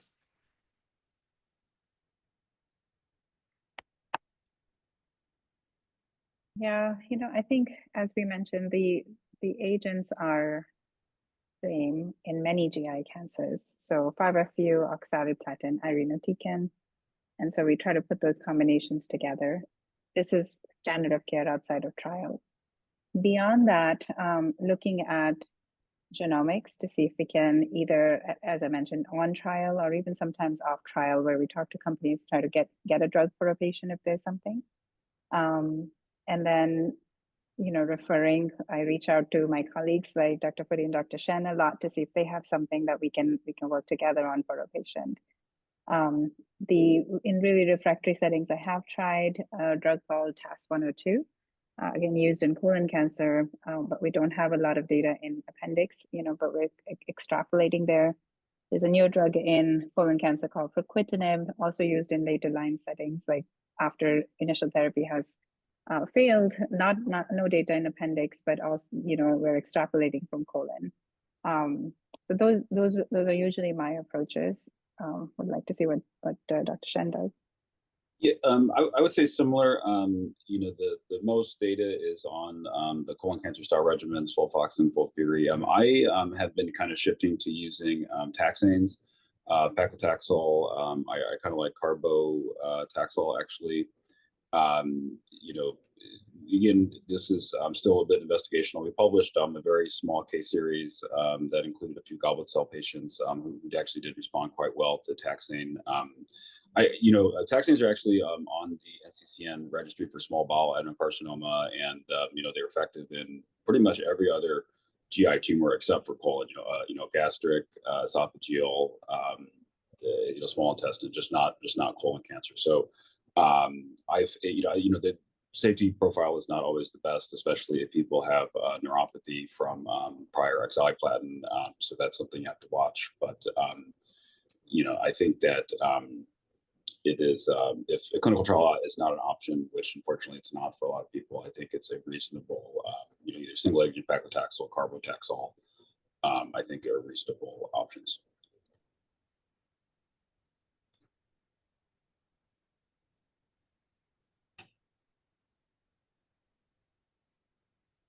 I want to go move on to the next question. Is the question we got for what about high volume water lavage in conjunction with CRS and HIPEC?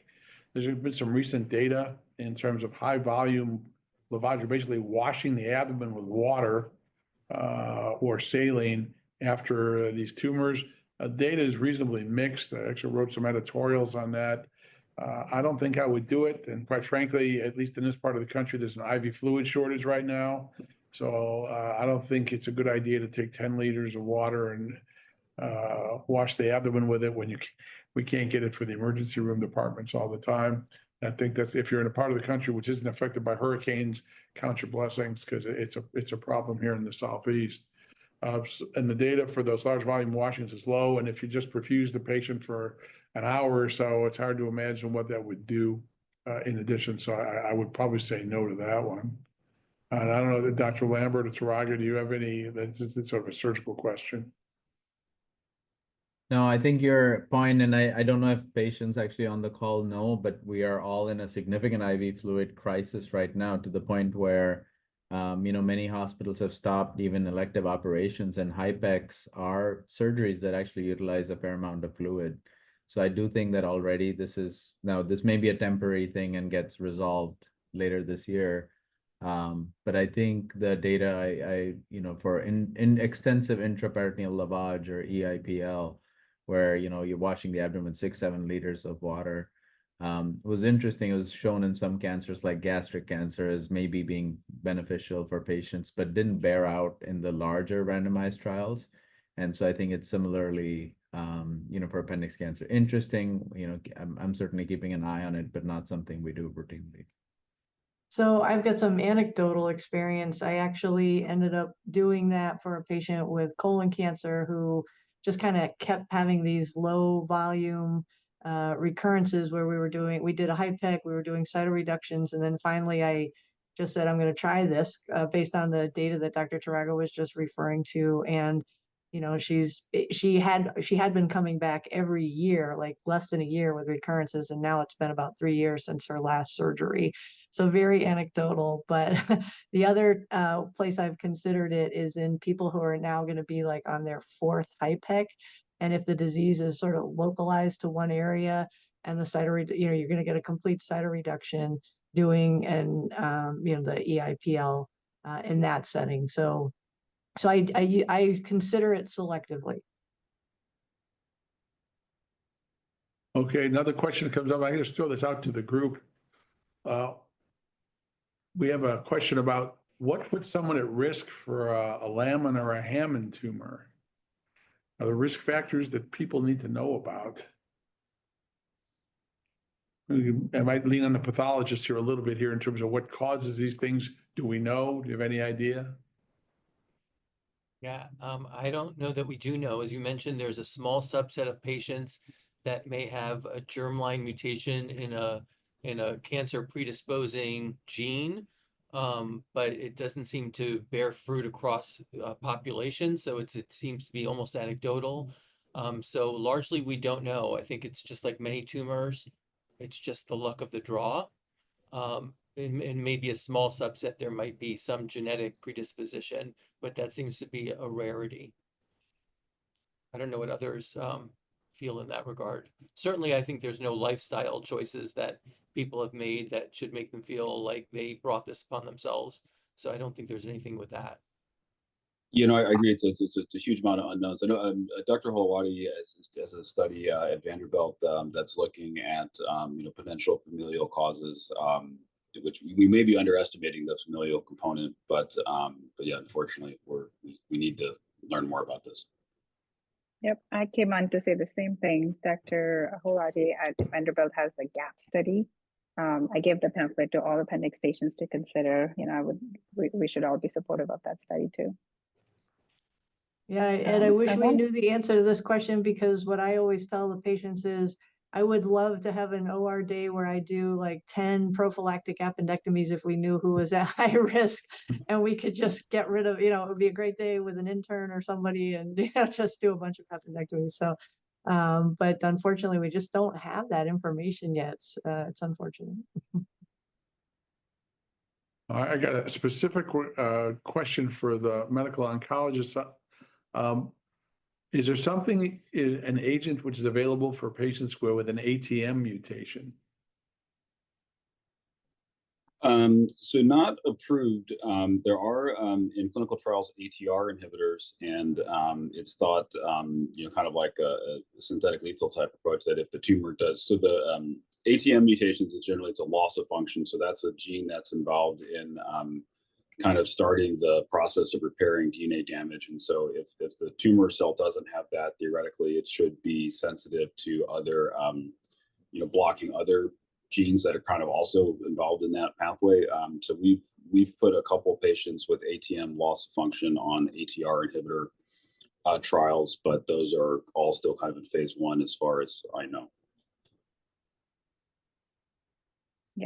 Yeah, I agree. I think clinical trials in that setting, nothing standard that's approved.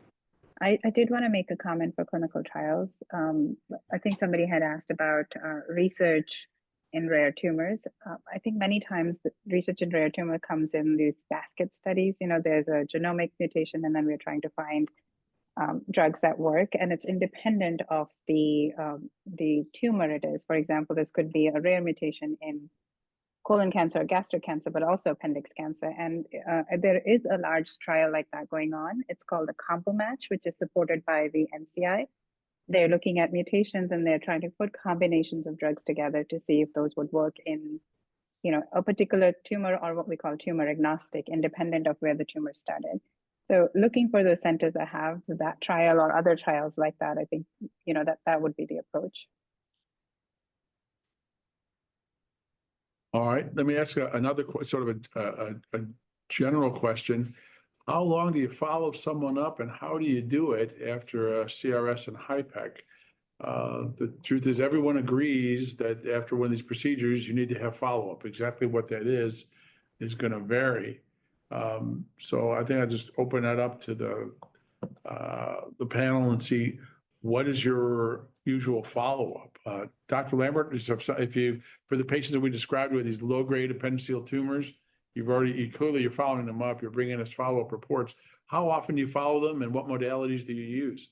Yeah, so for the low grades, I typically recommend following with CT scans and the tumor markers that I talked about, 3 tumor markers, the CEA, the CA125, and the CA19-9.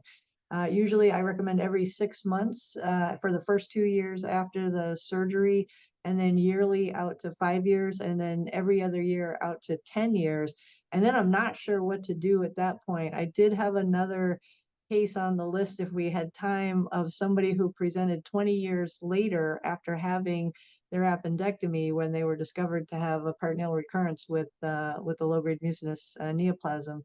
So we do know that it's rare. I tell people that the further we get out from the surgery without any recurrence, the less likely it is to happen. Yet we do see these tumors recur decades later. So at this point, I follow out to 10 years, and then usually say at that point we can stop with the active surveillance. I use CT scans.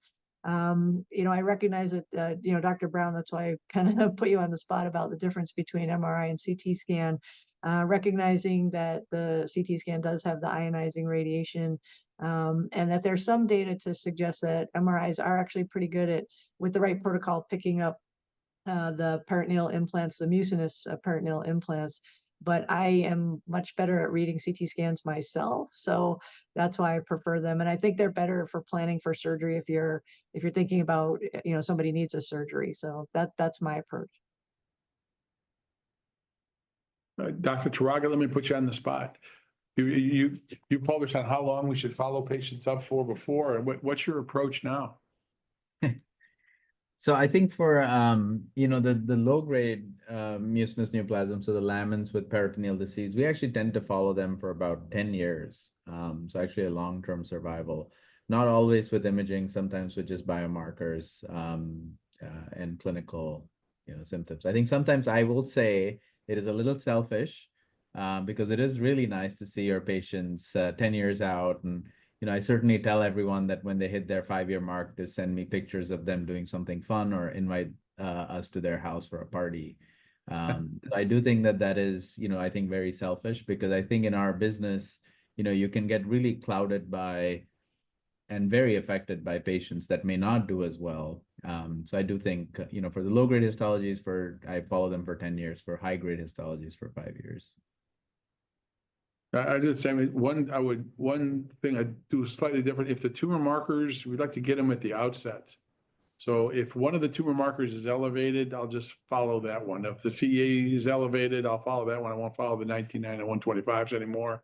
If the 125 is elevated, I won't follow the CEA anymore. And I think the question that's still on the horizon is what to do with the circulating tumor DNA assays. Again, to me, I think they're very promising. But I think the jury is out. And according to the clock on the wall, we've reached 12:05, which is probably the end of the Q&A period.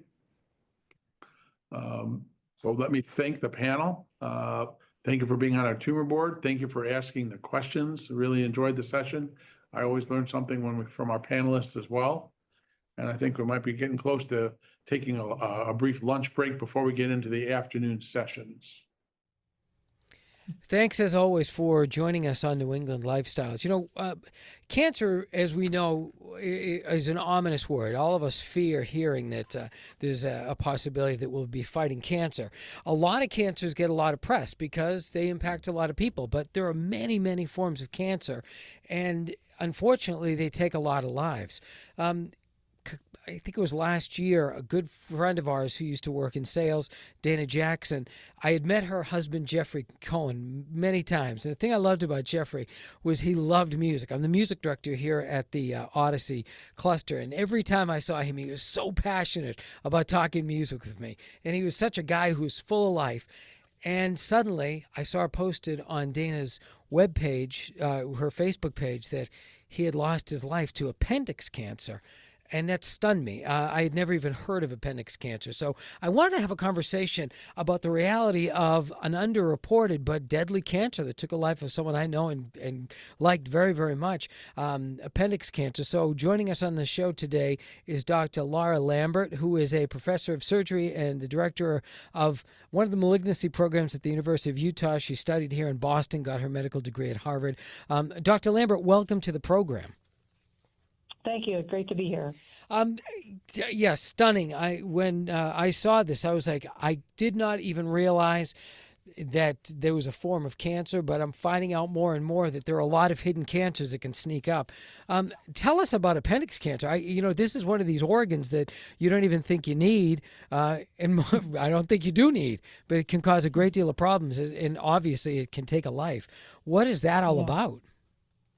Yeah, no, you're actually absolutely right. And it often comes as a shock to people who end up with the diagnosis because most of them often go in for thinking they have appendicitis. And they then, wake up after they have their surgery, they have their appendix removed and find out that they actually had a cancer that was causing their symptoms. And again, this is a type of cancer that it doesn't tend to let you know it's there until it's really advanced. The appendix cancers and tumors of the appendix tend to spread through the abdominal cavity, and there's a lot of space in there. They tend to grow on the surface of the organs within the abdominal cavity, and and ultimately they can start to cause some discomfort or abdominal distension, or maybe impact bowel function. But again, people don't really experience those symptoms until the tumor is much more advanced. And you're right, the appendix is an organ that, we can live without. It's probably one of the most common organ that we remove, most commonly for appendicitis. But what I tell my patients and their families is that the appendix, all it does is keep surgeons up at night and get people into trouble. That's pretty much it. But that's really an interesting question. If we don't need it, shouldn't it be just a procedure at a certain age where they remove the thing? And I don't mean to laugh, but if it's a non-functioning organ that creates issues like appendicitis and way more scary is this type of cancer, I mean, these internal cancers that you hear about, I've done several shows about pancreatic cancer, these types of cancer that really don't show themselves any major symptoms until they're well developed. I mean, this is a really scary thing. Yeah, it is a really scary thing. And, so I frequently get asked that question, like, why don't we just remove everybody's appendix? And, one of the answers to that is that even though it's becoming more common and we're seeing more and more of it, it's still considered a very rare cancer. And so we would have to remove, hundreds of thousands of appendixes to prevent one appendiceal cancer. And that's, from a healthcare perspective, resource perspective, that doesn't make a lot of sense. And similarly, people ask about, screening for appendix cancer. Again, you'd have to screen millions and millions of people to detect an appendix cancer early enough to have an impact on it. And even then, we really don't have a great way of screening for it. You need to get a CT scan or, some sort of imaging of the appendix, which isn't always easy. So those are some of the reasons why we don't do that. It would almost, for the layman, I'm sitting here saying, shouldn't we get to the point where we can just do a full body scan just to check to see if there's anything going on? I mean, that's unrealistic, probably. It's based on cost, but I mean, I'm sure that's what people are thinking. Yeah, well, you raise a good point, and I wouldn't be surprised if, with all the developments that we're seeing now in AI and technology, that we'll get to that point, like a Star Trek, kind of a recorder that just like scans the person and figures out something is wrong. But right now we don't have that kind of technology, and one of the problems with just sort of getting scans without looking for something specific that has a high incidence is that you then end up seeing other things that you don't have an explanation for, and then you're going down the road of getting biopsies or doing other studies for something that's not necessarily a cancer. So yes, there's cost, and then there's a risk benefit ratio that you have to think about as well. Mm-hmm. When we talk about these hidden cancers, I mean, and there are a lot of them, these things like appendix cancer, pancreatic cancer, cervical cancer, ovarian cancer. There's so many of these things, and it's challenging. And obviously, you always say to yourself, well, what can we do to try to prevent cancer? Obviously, exercise, diet, you can do all those type of things. But no matter what, is there ever been an indicator of who is more likely to get this type of cancer? Or is it just a random unlucky draw? Yeah. Unfortunately, at this point, again, because it's so rare, we've not been able to put a finger on who's at high risk for it. It does not appear to run in families. There have been some reported cases of, close relatives, but exceedingly rare. We have not come across, a germline mutation, an inherited mutation that predisposes people to getting appendix cancer. And the other thing a lot of patients that I take care of, they ask me, well, should my family members have their appendix removed? And, I jokingly say, I wish that was the case, because then we would know whose appendixes we could remove. And I would love to have a day in the OR where I just remove, 10 normal appendixes and prevent appendix cancer. Right. But unfortunately, we don't know. And, again, I've heard many people have come in and, said things like, I was a hairdresser. I worked with, chemicals my whole life. I worked in this environment. I worked with depleted uranium. We Yikes. just don't know what causes it at this point. Now, I know I'm looking at the notes that you sent over. I wasn't aware that the appendix is technically part of the colon.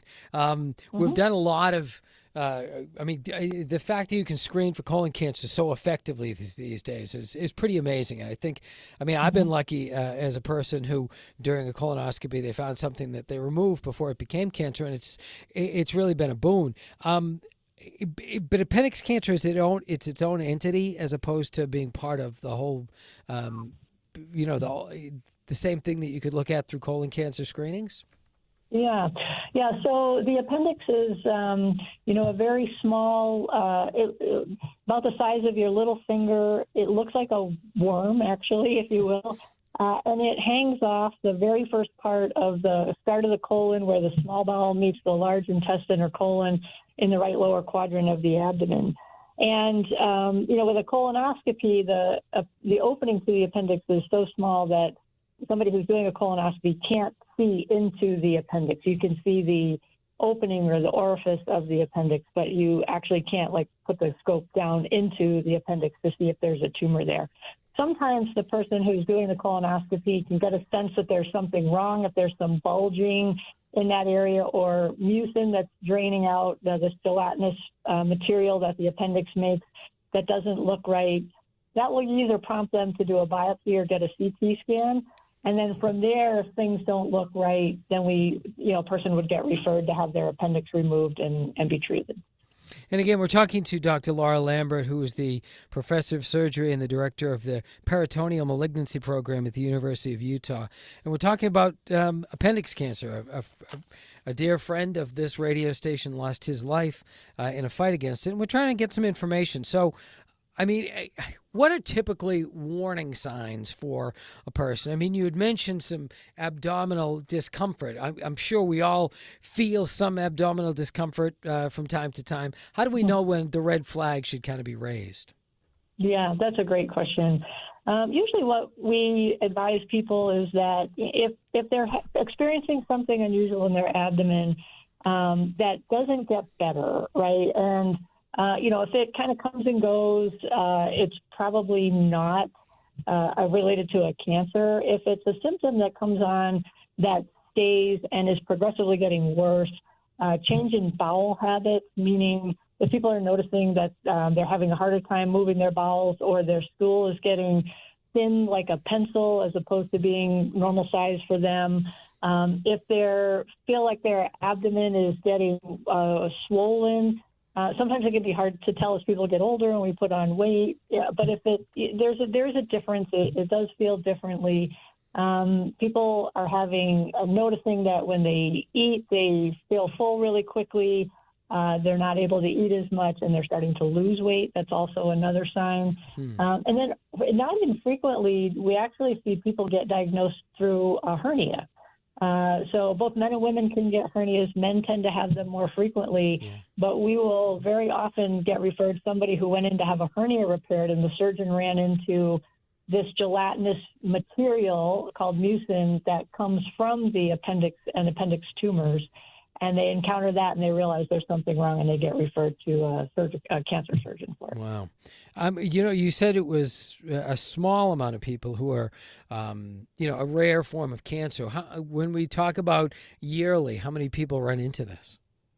Yeah, if you look in the literature, you would probably read like 1 to 2 per million, but it is clearly increased over the past few decades. And if you look at the trend in the literature, you'll see that it has steadily been rising. And I think in part that there's both an increased incidence, like meaning that there's actually more tumors of the appendix for whatever reason, but also we've gotten much better at diagnosing them, not considering them colon cancers, or oftentimes in women, they'll get mistaken initially for ovarian cancer and get misclassified that way, and which is unfortunate, because then women who get diagnosed with ovarian cancer start on a treatment plan for ovarian cancer, which is actually very different than for appendix cancer. So it's really important that, the gynecologic oncologists, the cancer surgeons for ovarian cancer, are paying attention to what's really going on and not forgetting that it might be coming from the appendix.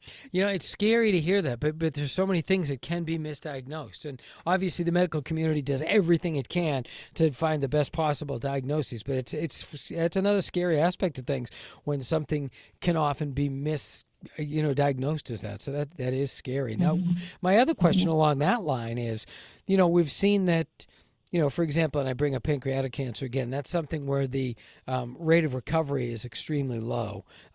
What is the typical rate of recovery for something like appendix cancer after you get diagnosed?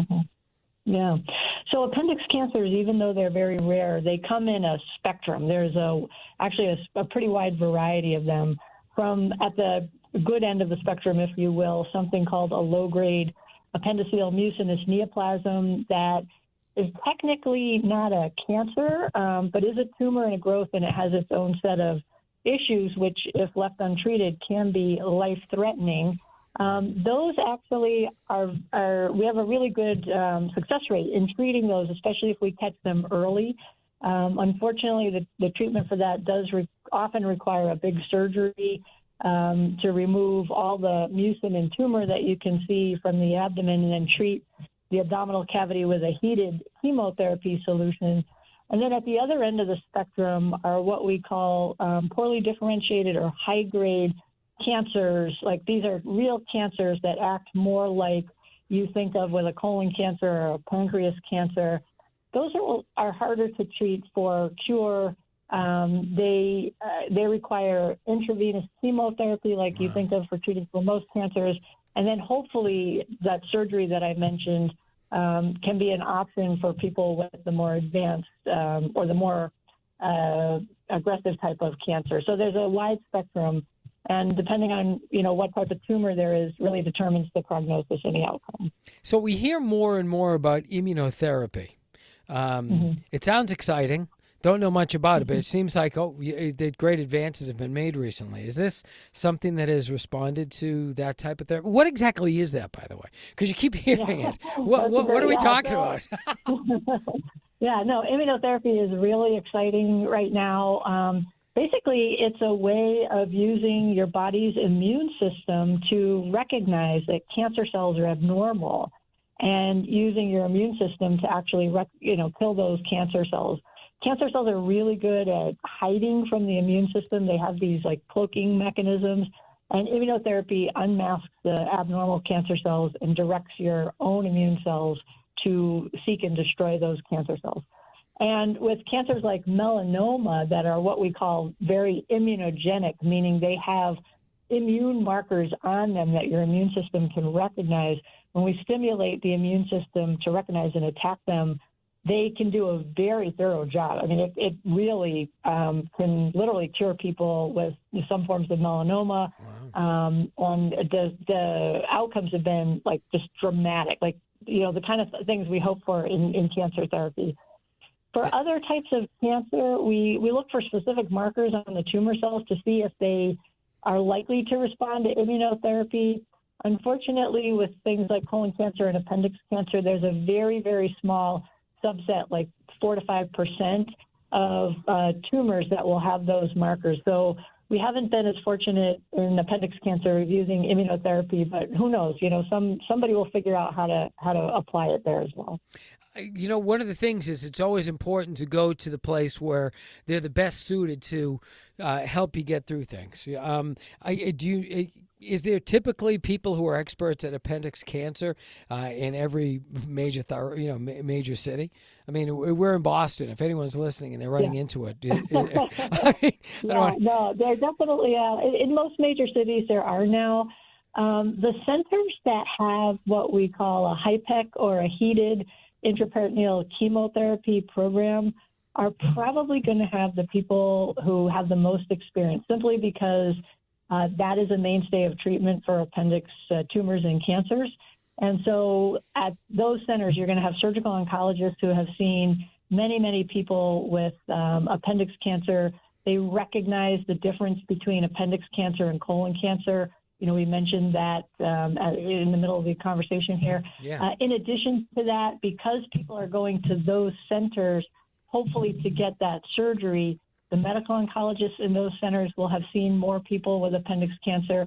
The radiologists will be more familiar with reading the CT scans, which is truly another level of challenge in this particular disease. So you really want a good radiologist reading your CT scan. And maybe even most importantly, you really want a good pathologist. So you want to be in a center where the pathologists have seen a lot of these tumors and know what they're looking for and are going to get the correct diagnosis so that you get on the right path for treatment, the best, the optimal treatment. All right. So what's the best advice for those who have been run into this? The best place to go to get information and make sure that they, are seeking out the best possible treatment. Are there any sites that people should know about? Yes, absolutely. So there are a couple of sites that I tell people. One in particular is the Appendix Cancer Pseudomyxoma Peritoni Research Foundation. So on the web, it's acpmp.org, and this group has the most educational material available online, as well as they are dedicated to funding research to find better treatments and cures and understanding the pathology of this disease, as well as they are and provide an incredible support network for anybody who has this diagnosis or their family or friends who are interested in reading about it or learning more about it. So that's one. The other website or group is a group called pmppals.net, and they are also online. They have very good information around education and also a great support group for people who are facing this. And I really encourage people and their families, when they first get this diagnosis, be very, very careful what you read online. It can get very scary very quickly, especially if you're looking not at the correct diagnosis for you. Yeah. And also what patients have told me to tell other patients is, to really be careful about reading other people's social media pages because it can get scary very quickly. But there are a lot of really good success stories and people that, have dealt with this, their family, their loved ones, and that can provide a really good support. So you don't need to feel alone. Also, the ACPMP Research Foundation supports a number of webinars throughout the year and symposia for patients and their families to be able to get good, safe information and connect with the community and, find providers in their area who can help them and guide them appropriately. Well, great stuff. Dr. Laura Lambert, again, that's our eyes have been open to something which I seriously, before a couple of weeks ago, I had no idea that existed. But obviously this is a big deal, so people should be aware and educate themselves as much as they can. Dr. Lambert, thank you so much for joining us today on the program. Thank you for having me. The Blue Bridge will be turning amber for Appendix Cancer Awareness Month. Appendix cancer is a form many have never heard of, but has impacted many right here in our community. 13 on your side, Jeremiah Brown joins us now with those sharing their story to spread the awareness. Absolutely. Juliet, an important fact about appendix cancer from researchers is that it is different from colon cancer. It is also becoming more common, with cases increasing by more than 200% over the past 20 years. We're told spreading awareness to make treatment more accessible and to better understand this cancer is now more important than ever. He thought he had a hernia and he scheduled an appointment with the doctor. However, a few days before this appointment, he ended up in the emergency room with severe abdominal pain. 3 years ago, Lynette Bernard and her family learned news that no family wants to hear. Within a few hours, they had him in exploratory surgery, and he was diagnosed with cancer. An extremely rare form of appendix cancer that impacts up to 9 out of 1 million people. Appendix cancer is a rare cancer in itself, with the U.S. seeing about 3,000 new cases each year. We'd never heard of it. Bernard joined an online support group to learn how to best support her brother, and she learned just how unknown this cancer is to many, and how many are misdiagnosed. A lot of people have to travel very far to get a doctor that's qualified, a specialist that can treat this. And we have doctors like that right here in Grand Rapids, so we are very grateful for that. It's one of the most important things is for clinicians and care providers to be familiar with appendix cancer, particularly among patients who are undergoing an appendectomy. Dr. Andriana Halavati says while treatments and patient outcomes for appendix cancer have come a long way, there is still so much more research that needs to be done to better understand this cancer and for treatments to become more accessible. 1 in every 3 patients with appendix cancer is younger than age 50 right now. And so it's important that we deliver both provider and public education. Spreading awareness is one way Bernard gives back for the support her brother received during his cancer battle. And we're told he has his own way of celebrating his recovery. He goes on a 100-mile bike ride to celebrate his new health. Now in the story online, you can find more resources to learn more about appendix cancer and what you can also do to help as well. In the newsroom, Jeremiah Brown, 13 on your side.